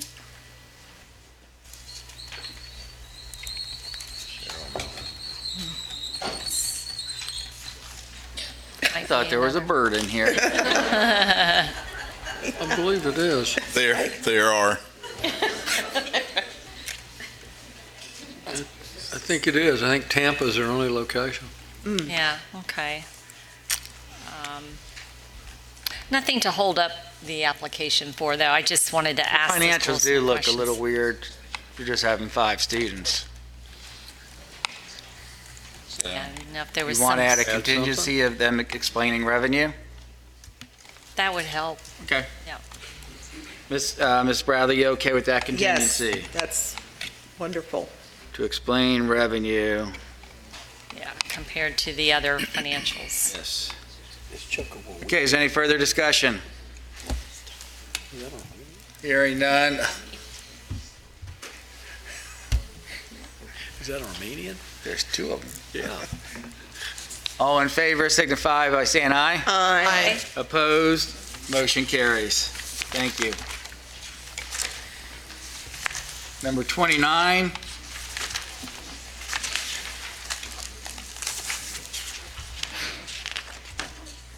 Sheer Excellence Hair Academy. Valrico?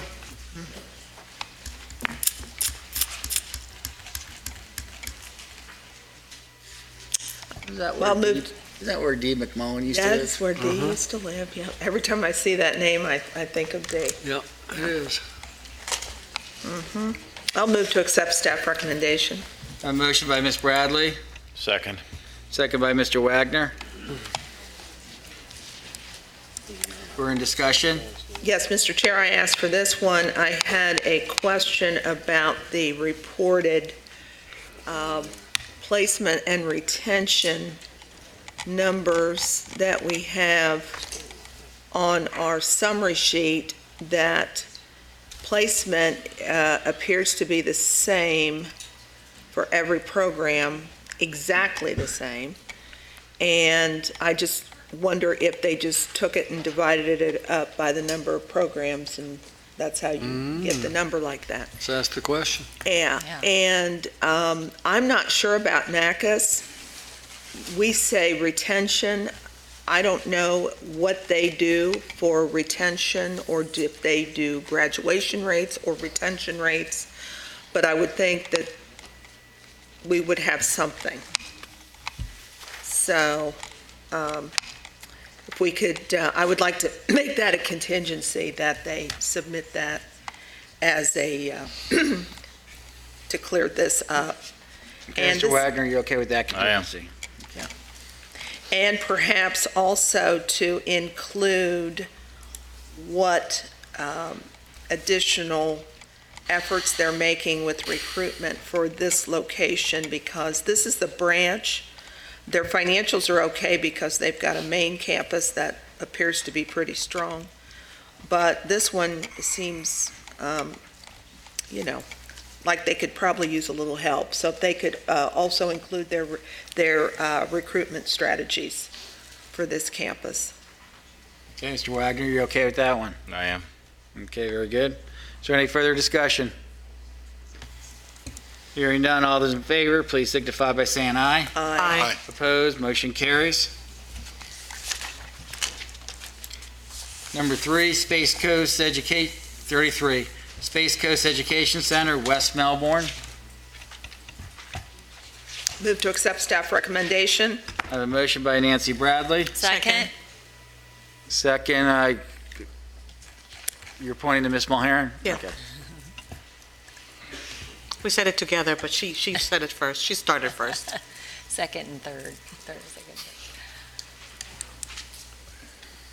Okay, we're in discussion. Okay. This institution, longstanding licensed institution, has had a program called Sports Internship. And it looks like a very interesting program. However, I wonder how they work with outcomes on this. That, typically we see internships, externships as a part of another licensed program, but this is a standalone, so it requires its own outcomes. So I read the description and the history, and it looks really, really, really good, but I would like to see some clarification on how they manage their outcomes. So I'd like to. They've reported 0 students in that program. Oh, okay. Well, also, do they charge? I think so. If we could make it a contingency that they just Sure. explain, that would be help, because otherwise if they. Explain and if they charge. Explain and if they charge, and if it's not something that's active, then they should consider. I think, I don't know why they added that, because I think what that is, I think that was part of their massage program that they were doing, kind of sports medicine. It probably isn't, and that's why they have 0, but we'll find out. We'll Okay. ask that question, but I think probably some of their massage students, they probably Right. use. Yeah. Well, they describe it, going to work with sports teams in the area, and which is, I think, a great idea. But how does that actually work? We'll Ms. find out. They may want to Ms. drop that. Mulhern, you okay with the contingency? Yes, sir. Okay. Is there any further discussion? Hearing none, all those in favor signify by saying aye. Aye. Opposed? Motion carries. Number 34. 34, where are you, 34? Oh, there it is. STEP Medical Teaching and Learning, Inc., Orlando. Move to accept staff recommendation. Motion by Ms. Bradley, Second. second by Mr. Wagner. We're in discussion. Okay. Yes, Mr. Chair, I asked for this one. I would like to see a explanation regarding their continuing education revenue. They showing that is their revenue source. So if, if there's no tuition revenue and it's all from continuing education, we need to understand what this is all about. They report students, so I'm just not clear on how all that, how they account for all of that. If the students are paying, maybe they're not paying, we don't know. So I would like to make that a contingency to please explain your revenue, break it out, tuition versus continuing education. And the other thing that would make me very interested in this is that, are there any programs that are being offered as continuing education that maybe should be under our purview? But we don't know that because we can't say. Yeah, it looks a little strange. I wonder about their practical nursing. Okay. Mr. Wagner, are you okay with that contingency? I am. Very good. Is there any further discussion? Hearing none, all those in favor signify by saying aye. Aye. Opposed? Motion carries. Thank you. Number 45. Vocational Training Institute, Lake Worth.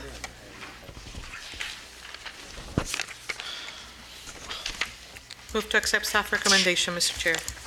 I have a motion by the good Dr. Matos. Second. I have a second by Ms. Mulheron. Any discussion? Yes, so are you here from this school? Are you here from the school? Come on down.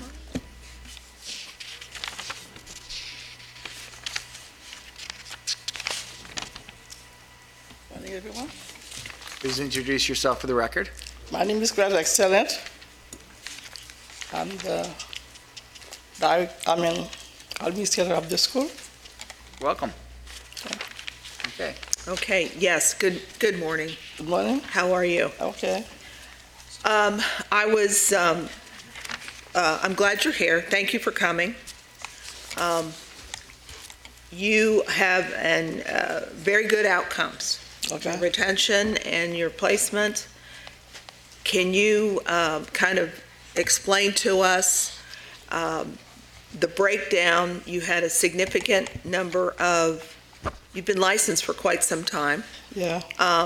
So can you explain to us which program, how your programs are, the enrollment, how, where are they getting placed? Which one is the bigger program, or are they equal?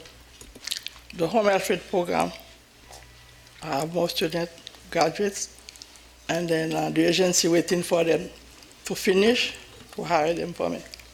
Most of the agencies, and I have a list of whatever they need to prepare them to go to the agencies, starting with physical, background check, the liability insurance. They get them ready while they're in school. Mm-hmm. And then there's a county badge also. They apply for that too. By the time they finish in 3 weeks, they're already ready to go. And then, sometimes they come directly to the facility looking for graduate students. The agency, I have a couple, and, that's ready for them. Okay. So you have a number of agencies you work with? Yes. And they feed right into Yeah. there? Along with the county. Mhm. From Boca to Jupiter. Okay. That's excellent. Like your name. Okay, thank you. I had to say that. So anyway, okay, well, I just wanted to hear, because that's very good news. Okay, And we thank you for doing such a good job. okay. No- Sometimes I give the carpool too, you know. I have a field trip every time they graduate to take them from agency to the other in my car, and they do carpools, you know, to take them. That's good. What about the patient care technician? I have that program, but most of them, when they finish to do the HHA, I advise them to take the PCT. Yes. And they continue like they do CNAs, phlebotomy, EKG, all included, and then get ready for the state board. I prepare them to challenge the state Challenge the state board, CNA. and then the national test for PCT. Thank you. Is there any further discussion? Hearing none, all those in favor signify by saying aye. Aye. Opposed, motion carries. Thank you. Thank you. The application for license by means of accreditation, there's only one there. It's New Concept Massage and Beauty School, Cutler Bay. Move to approve staff recommendations. A motion by Mr. Wagner, Second. second by Dr. Matos. We're in discussion. We're in discussion.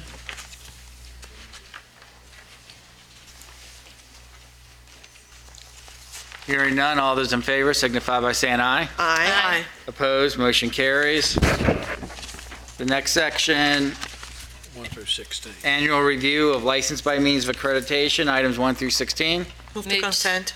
Second. I have a motion by Dr. Matos, second by Ms. Mulheron for consent. Hearing no discussion, all those in favor signify by saying aye. Aye. Opposed? Aye. Motion carries. Ms. Mulheron, would you like to pull any? I have none. Dr. Matos? Not at this time. None. None. None. Okay. Chair will entertain a motion for approval of items 1 through, there's Coral Springs rushing out the door real quick. Move to accept. So moved. I have a motion by Dr. Matos, Second. second by Ms. Mulheron. Discussion. Hearing none, all those in favor signify by saying aye. Aye. Opposed, motion carries. Need to give it like 2 seconds so like everybody. Oh, yeah. Yeah. Okay, that's 3 people who left. Almost 4. She's not sure. She goes.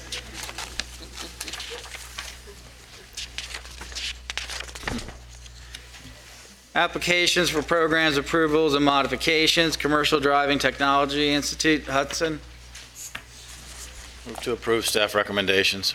A motion by Mr. Wagner, I'll second. second by Ms. Bradley, and we have somebody at the desk. Hello, Ken Shelley, Commercial Diving Technologies. Well, welcome, sir.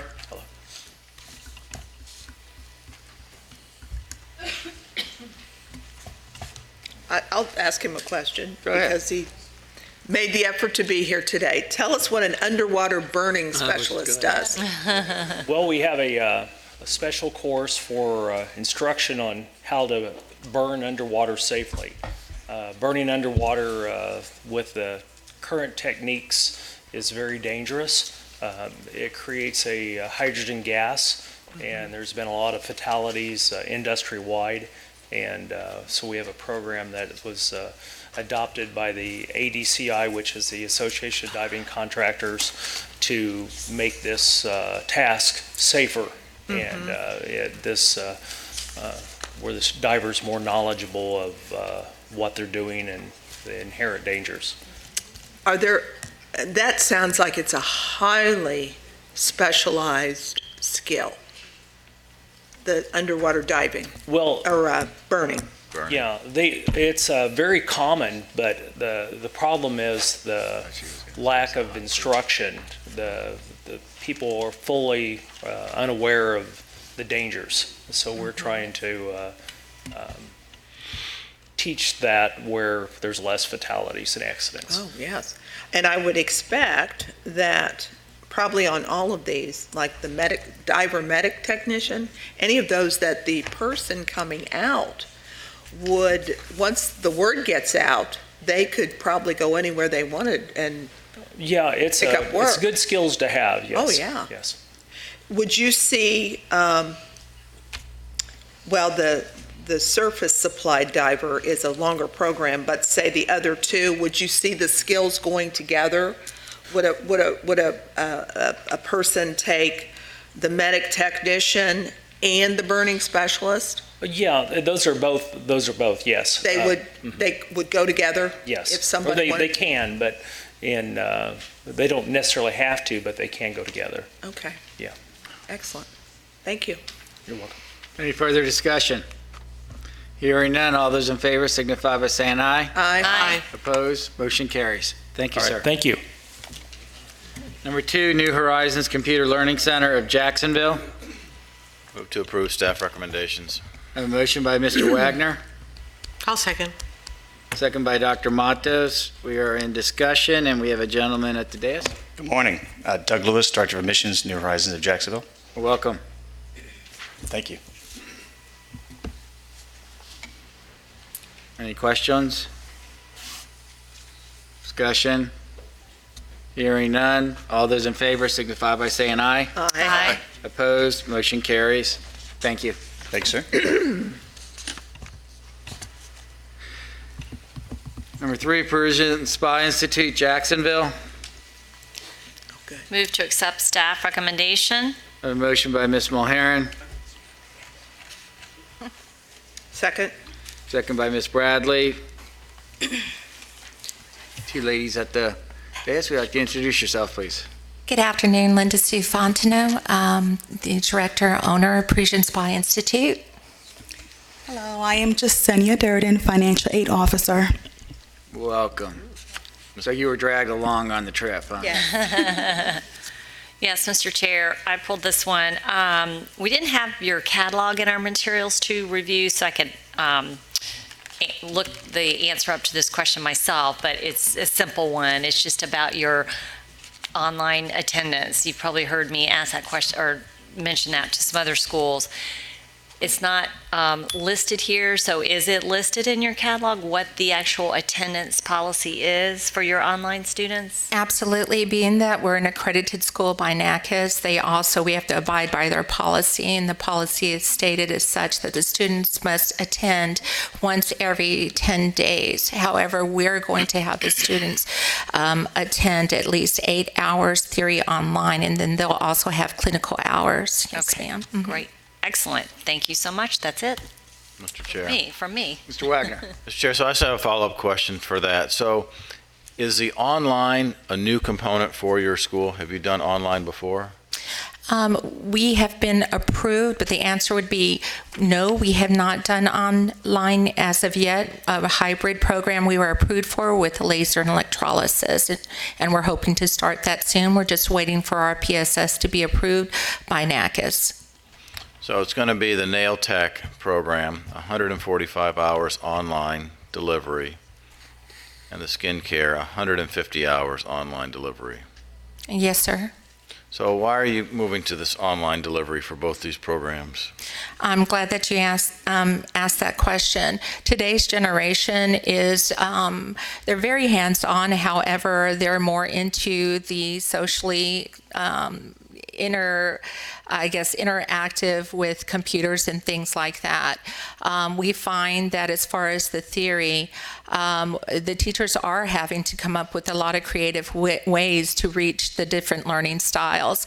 So with the theory, we did take a poll of the students. A majority of them feel that that would be more conducive to their lifestyle. A lot of them have families, a lot of them work, and some of them work 2 and 3 jobs, so this is going to help them a lot. The hands-on component is very important when it comes to the nail technology because it is, through the Board of Cosmetology, very a skilled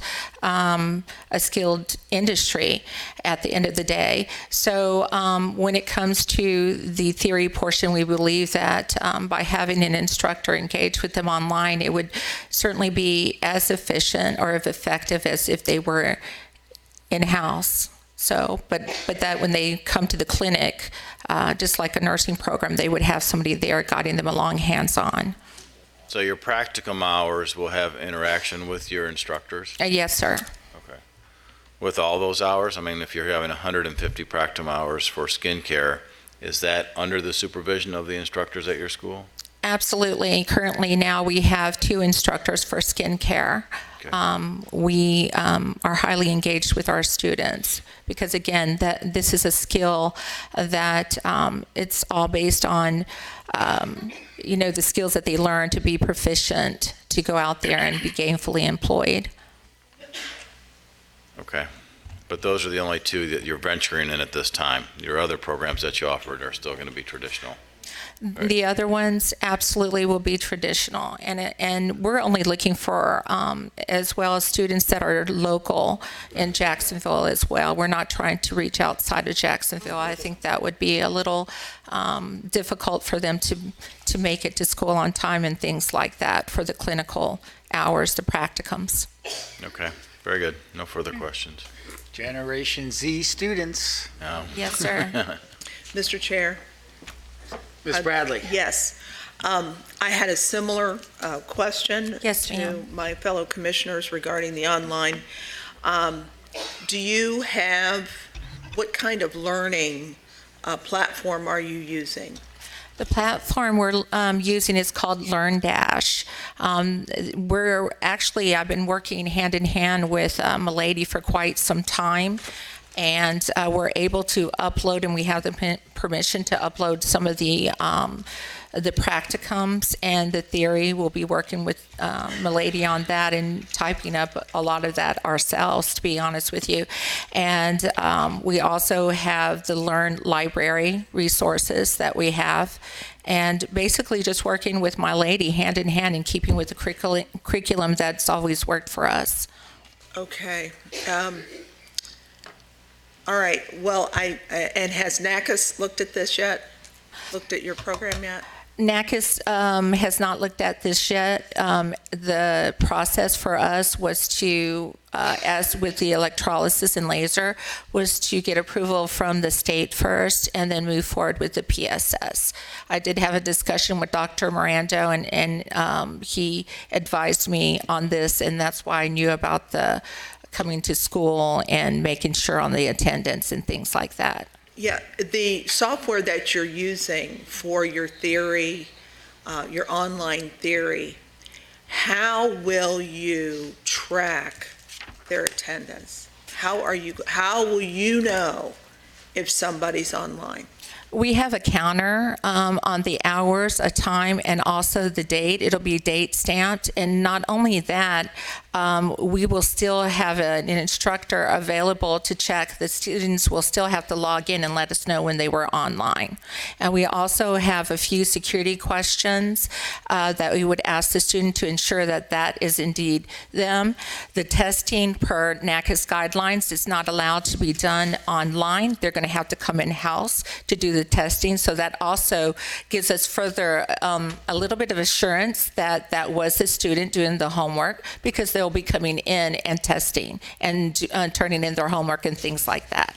Okay, and I mean, obviously you understand the importance. If you say it's 300 hours, they better be in attendance for 300 hours. Yes, ma'am, and they are now too in school. Yes, so, so otherwise, when you certify the person for registration with the DBPR, you're saying this person has completed the 300 hours. Absolutely, And yes, so that's why we're so concerned about the online attendance, because, they're not right there in front of you. Right. And you want to make sure that they're not just logging in, Right. walking away. Right. And, there's all sorts of things that could happen. So, We plan on, we want to set the standard as high as we can, and because we know that some eyes are going to be upon us because this is a new trend. So we're going to do our utmost to do the very best that we can. Of course, if people are going to be challenging us by doing things that aren't ethical, again, we're going to do the very best that we can do. And I assure you that we will make sure that they do the 300 hours. Plus, we'll have the community chats and groups and things like that, just like college, just same thing. Okay. Thank you so much. And I wanted to say thank you, Mr. Bowman. You're new to us. Awesome program analyst, and thank you, commissioners. I know you guys don't get thanked often, but I know how hard you all work. So thank you for your time and efforts. Thank you. Thank you. Usually we get cussed at. Staff gets good kudos, not the commissioners. We have a motion, we have a second. Any further discussion? Hearing none, all those in favor, please signify by saying aye. Aye. Opposed? Motion carries. Thank you. Number 4, Dr. Matos, I'll let you say this school because I'm just a kid from Brooklyn. Yen Chanlas Instituto Vocacional. Good morning, and that was perfect. Maria Alcuria with the Chanlas Institute. I would have guaranteed if I would have even taken an attempt at it, it wouldn't have been close to perfect. We've heard it all. Chair will entertain a motion. So moved, sir. Second. Motion by Dr. Matos, second by Mr. Wagner. We're in discussion. Okay, you already introduced yourself, right? Maria Alcuria with the Chanlas Institute. Okay.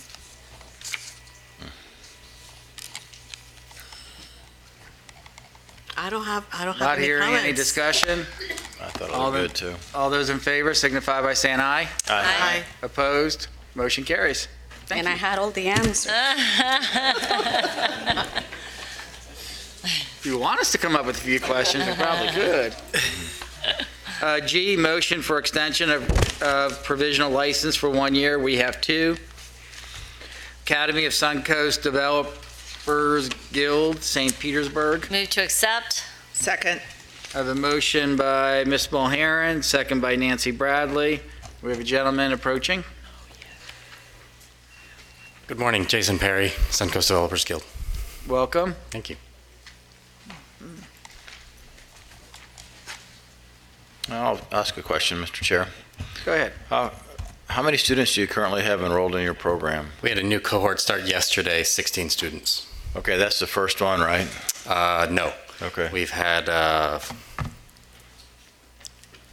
this would be the 6th. The 6th one? How many? Yeah, since getting our provisional license last year. All right. Are they from Florida, or are they not in? The vast majority would be from Florida, yeah. I think we've had a few people visit from out of state to take the program. Last cohort, we had a gentleman from Texas. All right, so you've had students who graduated then already? Yes, quite a few. How about placement? Sure, so placement rates, let me think, I have actually had my campus director text me exact numbers this morning. But, See, back in the old days, you couldn't do that. You couldn't whip a phone out. Yeah, of your pocket exactly. With all the numbers on it. Just pull it right up. That's right. so if you don't include like the number that are still within sort of the average days to hire, we're actually like 97% placement overall. Okay. But it takes about 68 days on average for us to place our students. And so within that, within 90 days, we're at 63%.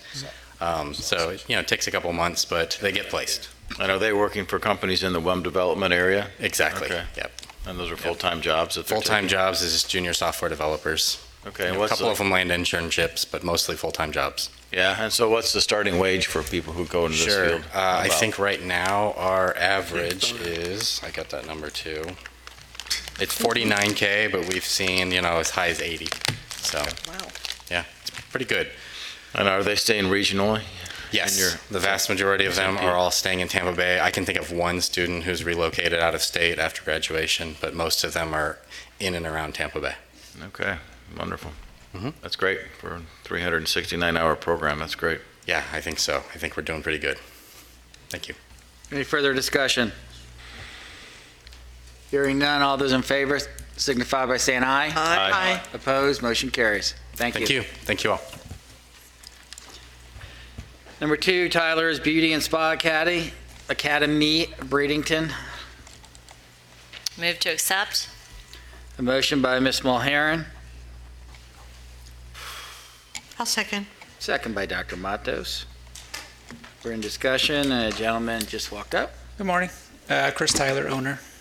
Welcome. Thank you.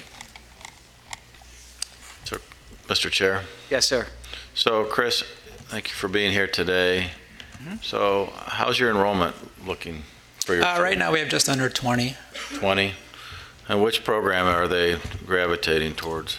CAS, and advanced skin, full specialist. Okay.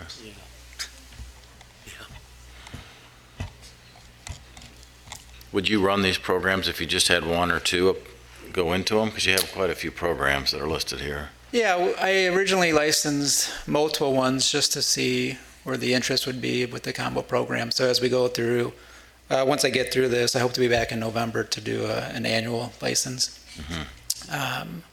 But then we'll probably get rid of some ones. We're just testing it out, see what works and what doesn't. Okay. Yeah. No questions. No further questions. Any further discussion? I have just Bradley? one. Yes.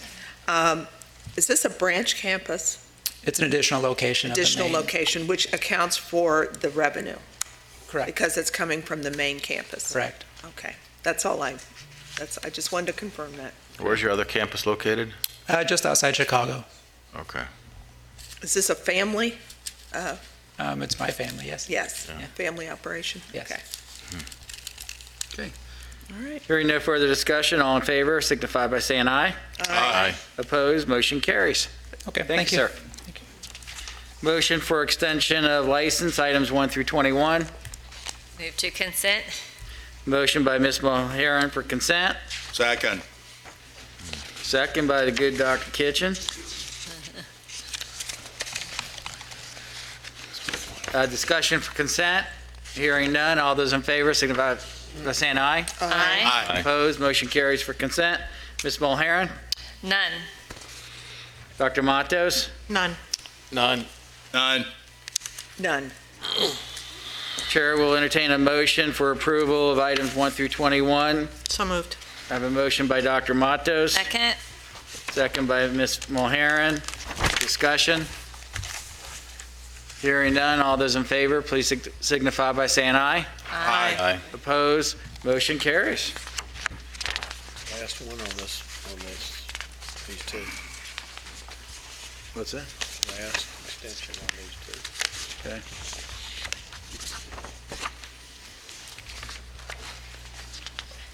Got denial over there.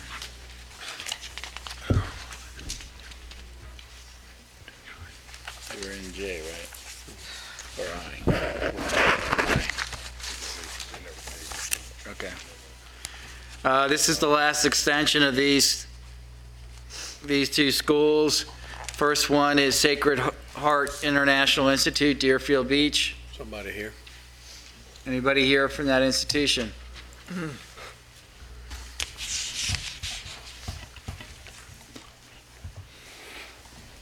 Hi, my name is Charles Etienne. I'm the administrator for Sacred Heart International Institute. Welcome. Thank you. You realize this is your third extension Yes, sir. and the last extension, Yes, sir. okay? Just, motion? So moved. Motion by Second. Dr. Matos, Second. second by Mr. Wagner. Is there any discussion? Are you going to be able to get everything necessary? I believe the biggest issue I was having is about clinical affiliation because the one I had was out of state. So the issue was getting one in state, which we just got two of them in state now, and we submit everything that we're supposed to submit. So far, I believe everything is complete for now, but I'm waiting for the specialist to let me know if anything is missing. But from my point of view, I believe we send everything we need to send. Okay, you work with Ms. Collins as best you can because come September, if everything isn't completed in September, You know.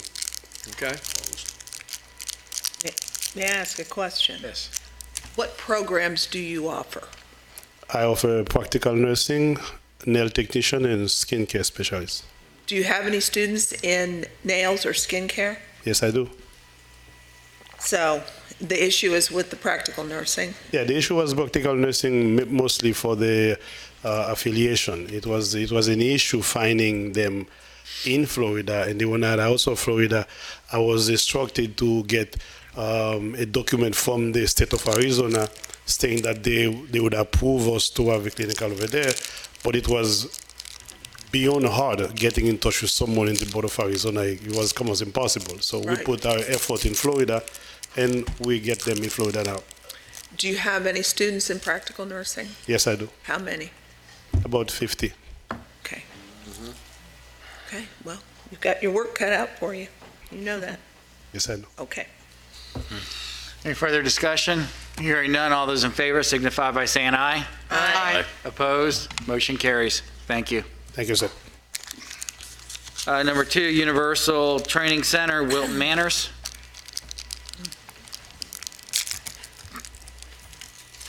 Move to approve staff recommendations. I have a motion by Mr. Wagner, Good morning. Second. second by Ms. Mulheron.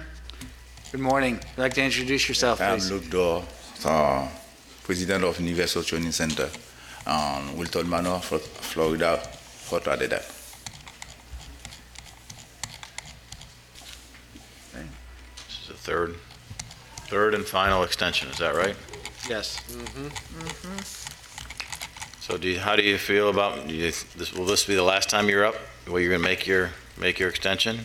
Yeah, but I'm complying with everything they ask me, so I don't know. So it's a mistake by sending the email. So I'm complying. I don't know.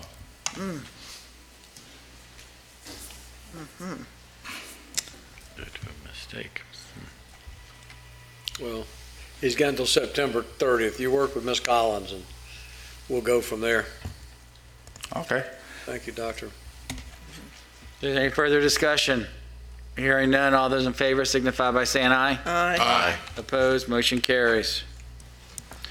Thank you. Motion for request for extension of time to comply with contingencies. There's one of them, Charnick's New Generation School of Beauty, Vero Beach. Move to accept staff recommendation. I have a motion by Ms. Bradley, Second. second by Mr. Wagner.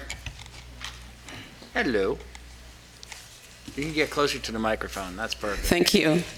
Good morning. My name is Gwendolyn Roll. I'm the director for Shannick's New Generation School of Beauty. Welcome. Thank you. We're in discussion.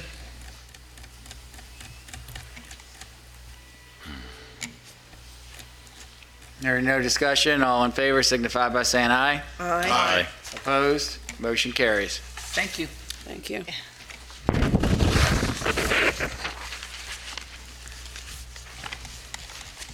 Substantive changes, items 1 through 6. Advantage Beauty Institute, Bonita Springs. Move to approve staff recommendations. A motion by Mr. Wagner, Second. Here. second by Dr. Matos. Okay. We're in discussion. Gentlemen, please introduce yourself. Good morning, Commission. Miguel Mirabal for Advantage Beauty Institute. Good morning, Jacobo Gayton from Advantage Beauty Institute. For the record, Bob Harris on behalf of Advantage Beauty Institute. Okay, thank you.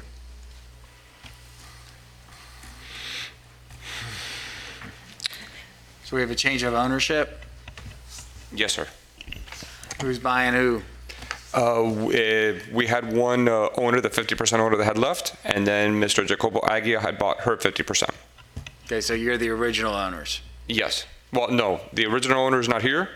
She has left, so we have no, and we talked to her maybe 6 months ago, 7 months ago, when we did the change. Okay. And this was a change that we had done. Who in owns the past. other 50%? I do. Okay, you're the other owner? Yes, sir. Okay, so you had the 50, she had the 50, she's gone. Now who's buying the other 50? I am buying the other 50. So He was the original owner. One of the original owners. There's another person? There was two owners. There was Lydia Uran and myself. Lydia Uran left. She sold her 50% to Mr. Aguia. Okay, so you're the original owner? Exactly. Okay. Now we're all on the same page. Okay. Go ahead. Yes, sir. Hello, gentlemen. How Hey, are good you? morning. So I would ask staff to refresh our memories on, because this was a stipulated continuance. I believe this was maybe the change happened before we knew about it or something like that. That's right. Is that what happened? Because I remember you. Yes, yes. Uh-huh.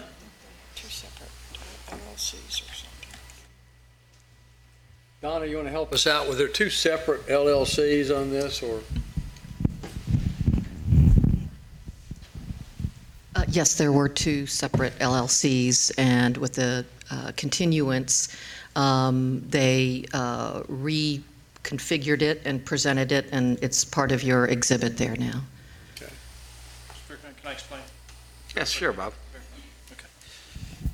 Yeah, if you recall, we were up at the last meeting, the Institute was, and Mr. Williams had a number of questions about the corporate structure. So what we did since then, and I've spoken with Mr. Williams, is, like Ms. Nugent said, is we revised our operating agreement to make it clear that these two gentlemen, as the two owners, are responsible ultimately for, this is a question Mr. Williams had, ultimately responsible for what happens with those institutions.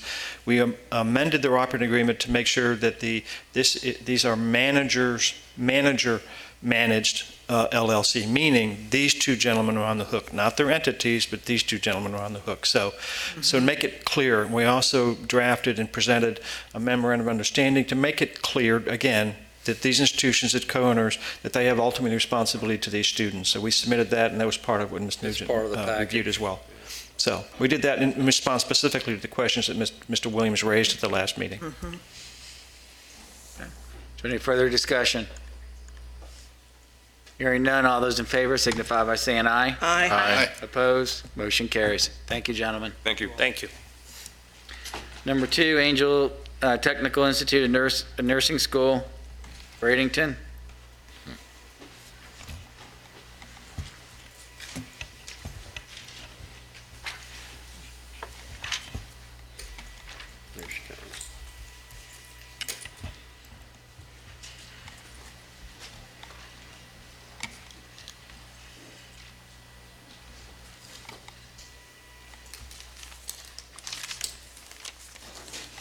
Good afternoon. My name is Emmanuel Altilos, owner of Angel Technical Institute. Welcome. Thank you.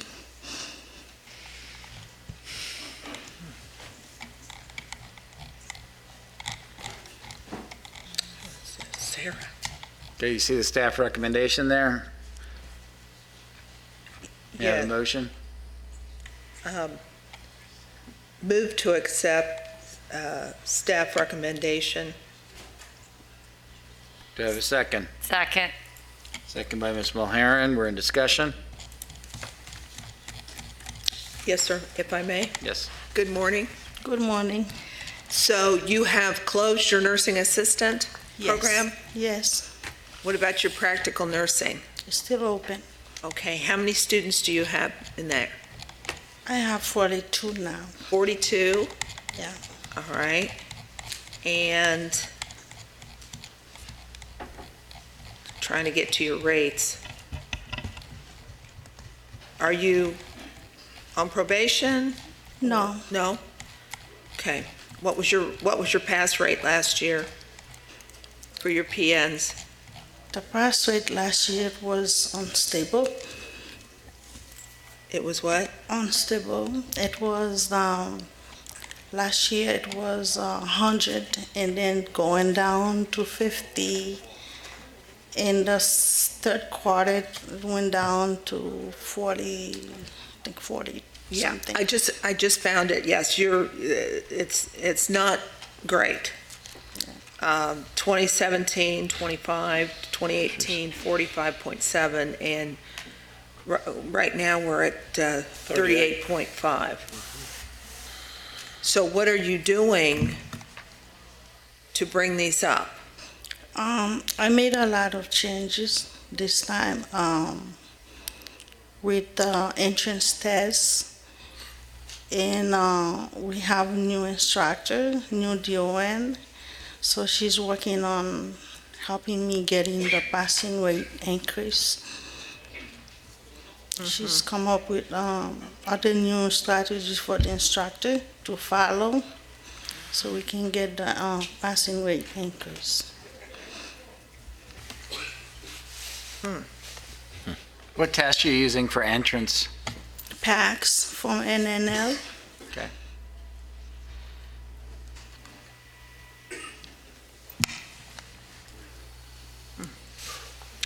Have we had a visit here lately? Last year, the end of last year. The end of, We're due one. due for one? Last year. Yes, ma'am. Okay. All right, well, so we And- definitely want to Yeah, make sure to get a visit in. Okay. I would also, Lynn, you okay with that? Yes, sir. I'd also say this is one that we probably ought to require progress reports monthly on in terms of where the graduates are, what's happening with the graduates, and you know, I guess our main concern, ma'am, is that, you know, your CNA program, they terminate it. And then looking at your nursing scores, that's going to end up being terminated also if something doesn't change. I request to terminate the CNA. I understand that, but the reason being that you were having issues there. So if we could get a monthly, and we'll get an on-site, and the on-site, Carlos can take a look at exactly how that program is being structured and what's going on, and then get a monthly update on the progress of the program and the students, if that's amenable to the commissioners. Yes. That's fine. Ms. Mulhern, you okay with that contingency? Yes, I am. Okay. Any further discussion? Hearing none, all those in favor signify by saying aye. Aye. Opposed, motion carries. Thank you. Thank you. Number 3, Brilliant Academy Health Center, Orlando. I think she was here, but something came up.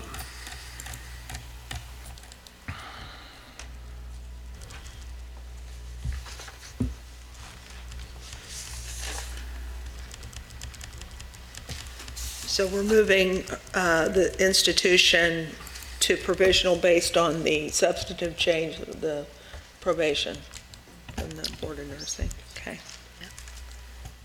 Move to accept. A motion by Ms. Mulhern, Second. second by Mr. Wagner. Discussion? Hearing none, all those in favor signify by saying aye. Aye. Opposed, motion carries. Next one is CDA Technical Institute, Jacksonville. Move to approve staff recommendations. A motion by Mr. Wagner, Second. second by Ms. Mulhern. We're in discussion. Please introduce yourselves for the record. James Powell, Director of Compliance. Welcome. Alan Garber, Chief Administrative Officer, CDA Technical Institute. Welcome. Thank you.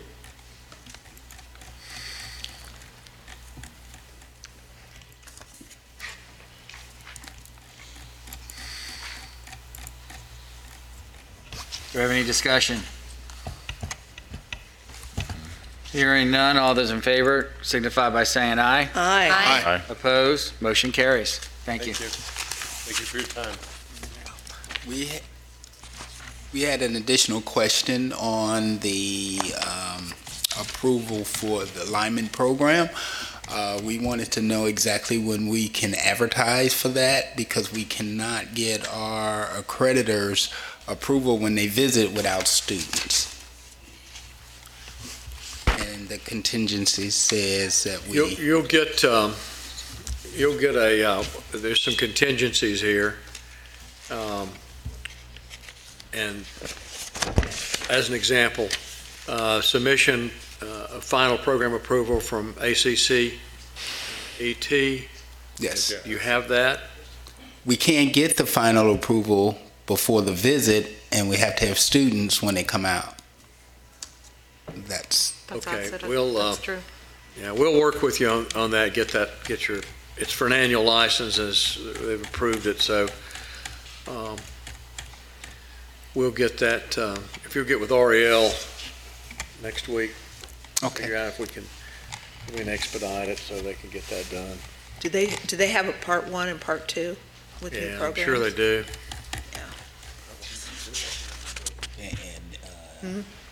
Interim and then final. You do. Yeah. Yes. Okay. That asset has. Okay? Yeah. Thank you, guys. So appreciate it, sir. Number 5, Institute of Health Careers, Lehigh Acres. As you're walking away, you do know who I'm talking about over here, right? You have met your program specialist, right? Yes. Okay. Wave your hand, Ariel. Let them see who you are. Okay. Okay. First time. So. Making sure. Appreciate it, Commissioner. Move to approve staff recommendations. A motion by Mr. Wagner, Second. second by Dr. Matos. We're in discussion. I don't think they really have any problems.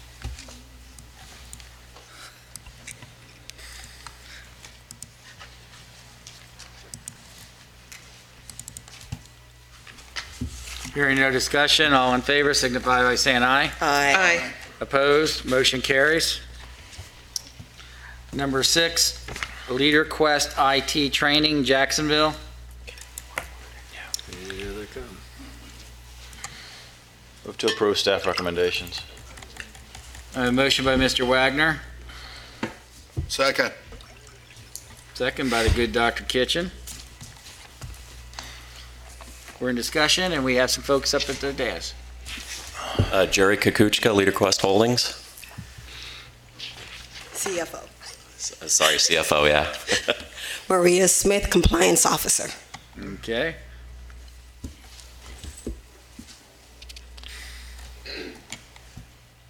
So who's the new owner? It's the MIS Training Institute. They're based out of Boston. Are you with them or no? No, I'm with Leader Quest. I'm on the acquired side. Not Where's the ownership. new owners? They're unavailable to participate today. Oh, really?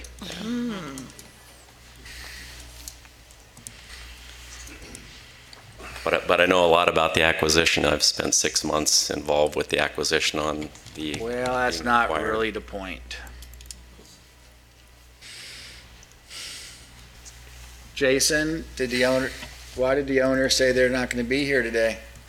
No answer. So they feel that that's not important? No, I don't believe that's true. I'm talking to I was sorry. staff. Mr. Chair, I cannot answer that question. Okay. Now, the financials submitted, are they of the new company? They have submitted both pre and post acquisition financials and all the requested information per Jason's list of questions. I know a lot of it had to do with their prior financial conditions as of 2018.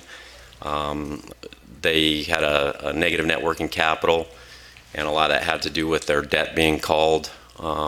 Since then, they've actually sold off one of their divisions for $11.5 million, paid off all of their debt, and with the acquisition of LeaderQuest, they took on $5 million in debt in a $22 million company. So they've improved their stability quite a bit after the acquisition and the spinoff prior to acquiring LeaderQuest. There's no debt service requirements in principle until 2020 of the $5 million.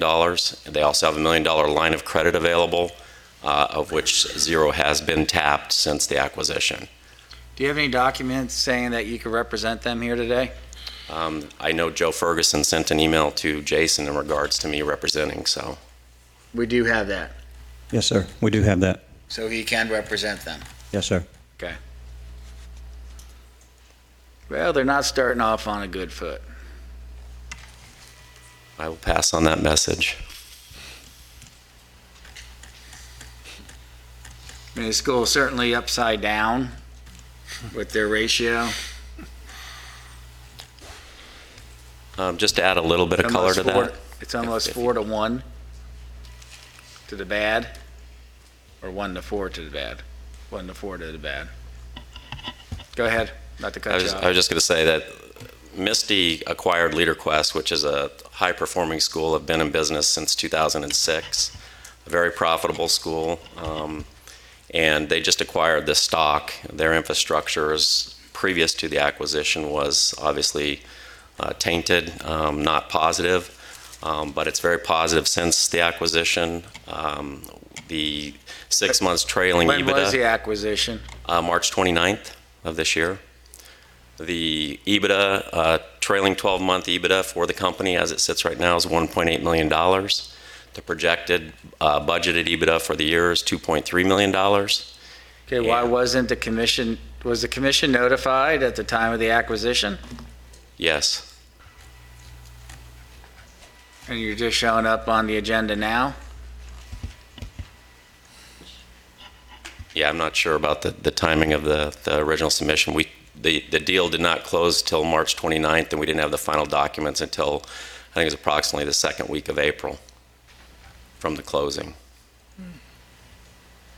So everything else was provisional until that final document was signed. Why were they tainted?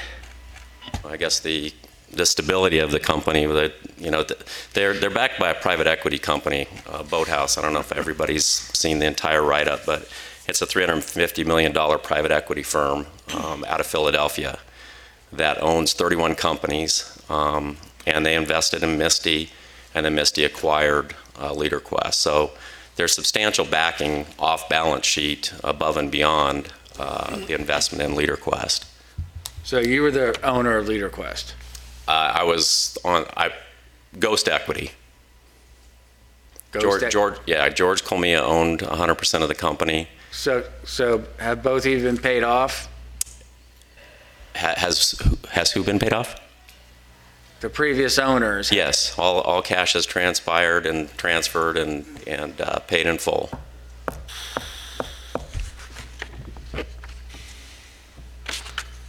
Misty utilized $5 million of the sale of their InfoSec transaction to purchase LeaderQuest, and then took on $5 million in debt with Webster Bank. I just don't feel comfortable without the owners being here. It's a big transaction. Yeah. And when did you say that occurred? March 29th.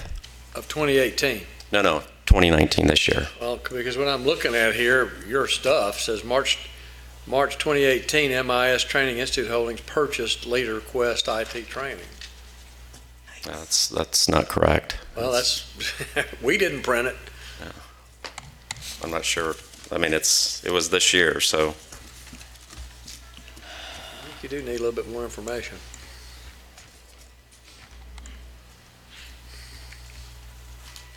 I think we have grounds for denial based on financial stability.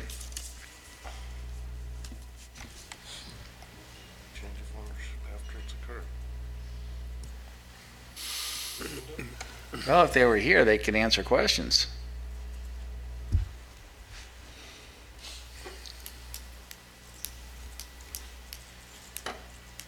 Is there a specific question you're looking to have answered?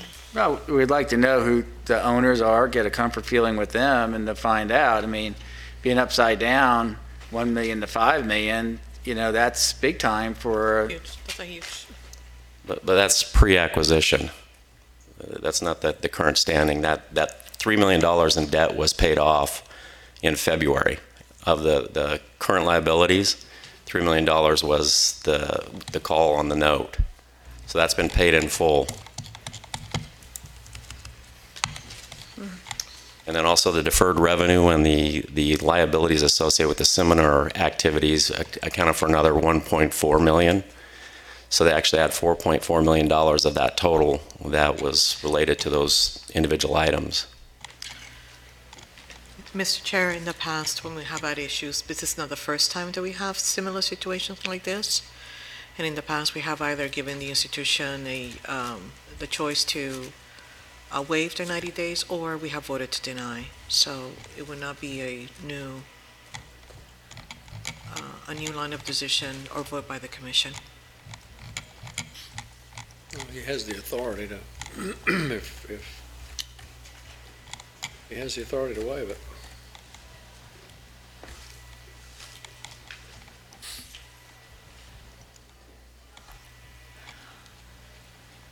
Do we have the post-acquisition financials to which you are referring? I believe their February was submitted to Jason. So what's the date? I mean, what's the heading on it? What's the date on it? You know, what does it say? We've got a lot of paper in here, and Yeah, I believe it was the end of February, so February 28th, 2019. so is this MIS Training Institute Holdings, Inc.? Yes. And subsidiaries for the year ending December 31st, 2018? Or is there something else? There was a post-acquisition submission from Joe Ferguson at Boathouse. They have an opening day balance sheet, March 29th. Mhm.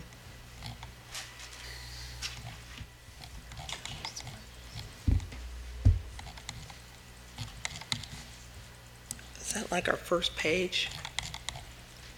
No. Where is it?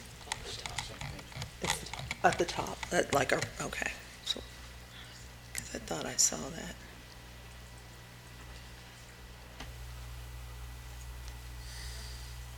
Okay. The ratio on the opening day balance sheet is okay. It was their previous year-end audit that was 1 million and 5 million. Here it is. Here it is, okay.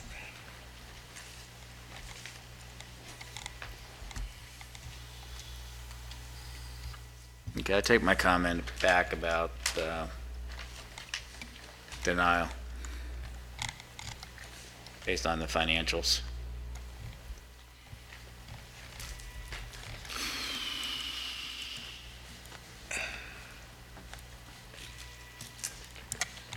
Okay, is there any further discussion? Yeah, just to restate what the summary sheet says, that you will be filing progress reports, financial, with us in November and March. Yes, I did see that. No problem. Word of mouth. Are you staying on with the company? I've actually been with LeaderQuest for 7 years, and yes, I am staying You're staying on. on. And are you staying on? Yes, I am. Okay. And she's been around even longer than me. 11 years. Is there any further discussion? I'll call the question. All those in favor signify by saying aye. Aye. Opposed? Motion carries. Thank you. Appreciate it. Please send a strong message back that Oh, I will. Yes, I hear it. Without question. especially with, I mean, brand new, change of ownership, come on. I don't have any excuses for him, but I do know one of them that wasn't able to attend, just recently had a baby, and so he's on maternity leave this week, so Okay. just happened last week. I was looking at your financials. You've got $8 million in goodwill and intangibles. Not in Florida. Not what? Not in Florida. Oh. Okay, M, name change, MCR Medical Training Services, name change to CMR Medical Training Services. Move to approve staff recommendations. I have a motion by Mr. Wagner, Second. second by Dr. Matos. And they're here. We're in discussion. Hello. Hi, good afternoon, everyone. I'm Myron Gosling, owner. Good afternoon, Commissions. My name is Chantal Cadet. I'm the Office Administrator for MCR Medical Training Services. Okay, so we went from MCR to CMR. Correct. Okay, we're playing a little alphabet soup here. Actually, initially, when I first founded the company, it was my initial of my first name, and then my wife initial of her first name, and then my son initial of his first name. Then when we get the information about it was a patent company and there was a trademark, then I switched it over and then give him my wife initial as the first name, my initial for my first name, and my son initial for the last name. Guys, see, that was a sign that you should put your wife first to begin with. Yeah. Thank you. Well, it was discussed initially. Is there any discussion? Hearing none, all those in favor signify by saying aye. Aye. Opposed, motion carries. Thank you. Thank you. Thank you, Commission, and I want to say thank you to Miss Mary Ritako, because I will try to get hold of to my specialist, and I did not know, and I contacting her. And at the time when they change, I find out we have a new specialist. So, and she was willing to help me as usual. I want to say thanks to her and thanks to Miss Ashley. When she's get back, she's explained, she's apologized. I really appreciate all of them here, them help. With Okay, keep him in line now. Agent training programs, none. Institutions ordered to appear back before the commission. Move We to have items consent. 1 through 7. What? Move to consent. I have a consent by Dr. Matos, Second. second by Dr. Kitchen. Discussion for consent. Hearing none, all those in favor signify by saying aye. Aye. Opposed, motion carries. Ms. Mulheron, I have none. I have none. Dr. Matos, I have none. None. None. None. okay, the chair will entertain a motion for approval of items 1 through 7. Move to accept the reports. Second. A motion by Ms. Mulheron, second by Mr. Wagner. Discussion. Hearing none, all those in favor signify by saying aye. Aye. Opposed, motion carries. For the record, you have the determination. Oh, the barber school. We have it by Oh, the barber school. Are Miami they here? Barber Institute, number 8. Did they come? Oh, okay. Come on down. We've been waiting for you all since 9 o'clock this morning.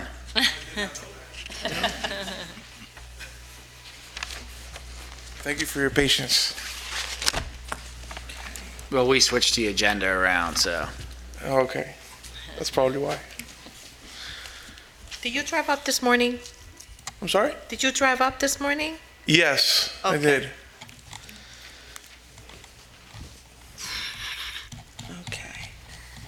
Okay, Miami Barber Institute. Move to accept staff recommendation. Motion by Ms. Mulheron, I'll second. second by Dr. Matos. Discussion.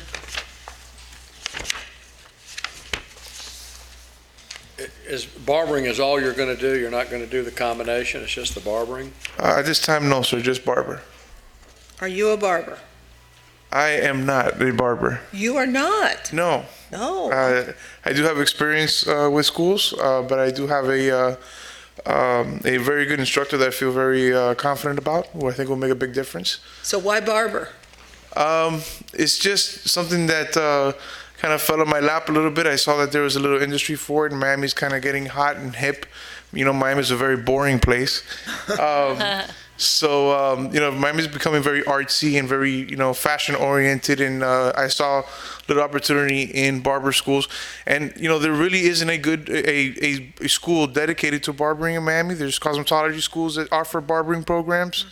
And at least I feel that many times they're like a side program, or their main program, their bread and butter is cosmetology, massage, and barber is kind of on the side. So we wanted to, our strategy was just get one thing, barbering, and be the very best at it. Yeah, that's true. The cosmetology doesn't. That's right. Very good.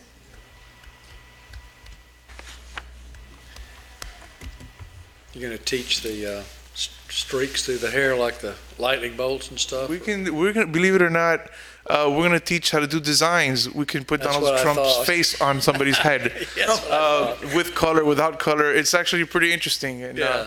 and barbering is becoming more and more hip. People are having more and more interesting haircuts. Gen Zers do. Present company. Yeah.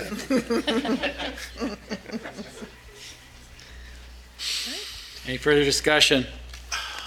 Hearing none, all those in favor signify by saying aye. Aye. Opposed, motion carries. Thank you very much. A lot of green and purple heads running around out there. Lots of them. And gray, kind of that purplish gray. I used to call that blue hair. Now They still sell a shampoo for that. Yeah, and now it's, In style. I don't use it. Okay. Now we're moving right Okay. Program terminations, approved applicant letters, license and sent, and closed school report. Move to Mr. accept. Mr. Chair, I'm associated with Universidad Ana Jiménez under license sent by annual Okay. license and sent listing. And summary closure of non-operational institutions we'll take as one. Motion? So moved. Second. A motion by Dr. Matos, second by Nancy Bradley. Discussion? Hearing none. All in favor, signify by saying aye. Aye. Opposed? Motion carries. We need to vote on the meetings before comments. We have September 24th and 5th. And then that 25th, we're going to start at 8 a.m. instead of 9. And then we have November 18 and 19. Motion, please.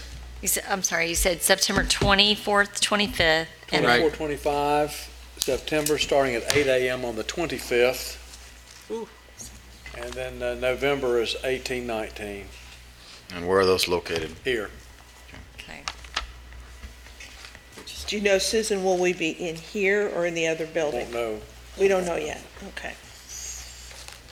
I guess when you drive in the marquee sign, It's Yeah. if it's on the right, we're over here. If it's on the left, we're over We're over there. there. So, Do we have to do we need a motion for that, Mr. Chair? on the September, we do. So move to accept September dates for the upcoming commission meeting. A motion by Dr. Matos, Second? second by Ms. Mulheron. Discussion? Hearing none, all those in favor signify by saying aye. Aye. Opposed? Motion carries. Thank you. Now you got your comments. Comments by commission members? Great day. Right, Go yeah. ahead, Ms. Bradley. Okay, I would just like to thank everybody, especially the staff. And I would like to welcome our new attorney to the table and hope she had a great couple of days with us. She showed up the second She day. came back today, so that's Didn't scare her terrific. away yet. Looking forward to working with you. Thank Yes. you, I did. Everybody, it's a great group. Thank you so much. You say that now. Just wait until he's gone. Is there any other comments besides we have a wonderful staff We do. that do a fantastic Yeah. job? Yeah. Thank you. Other than that, Thank you, Mr. Cressida, for moving things along. Thank today you. And yesterday. Right, it's appreciated. and motion to adjourn? So So moved. moved. Second, third. Go.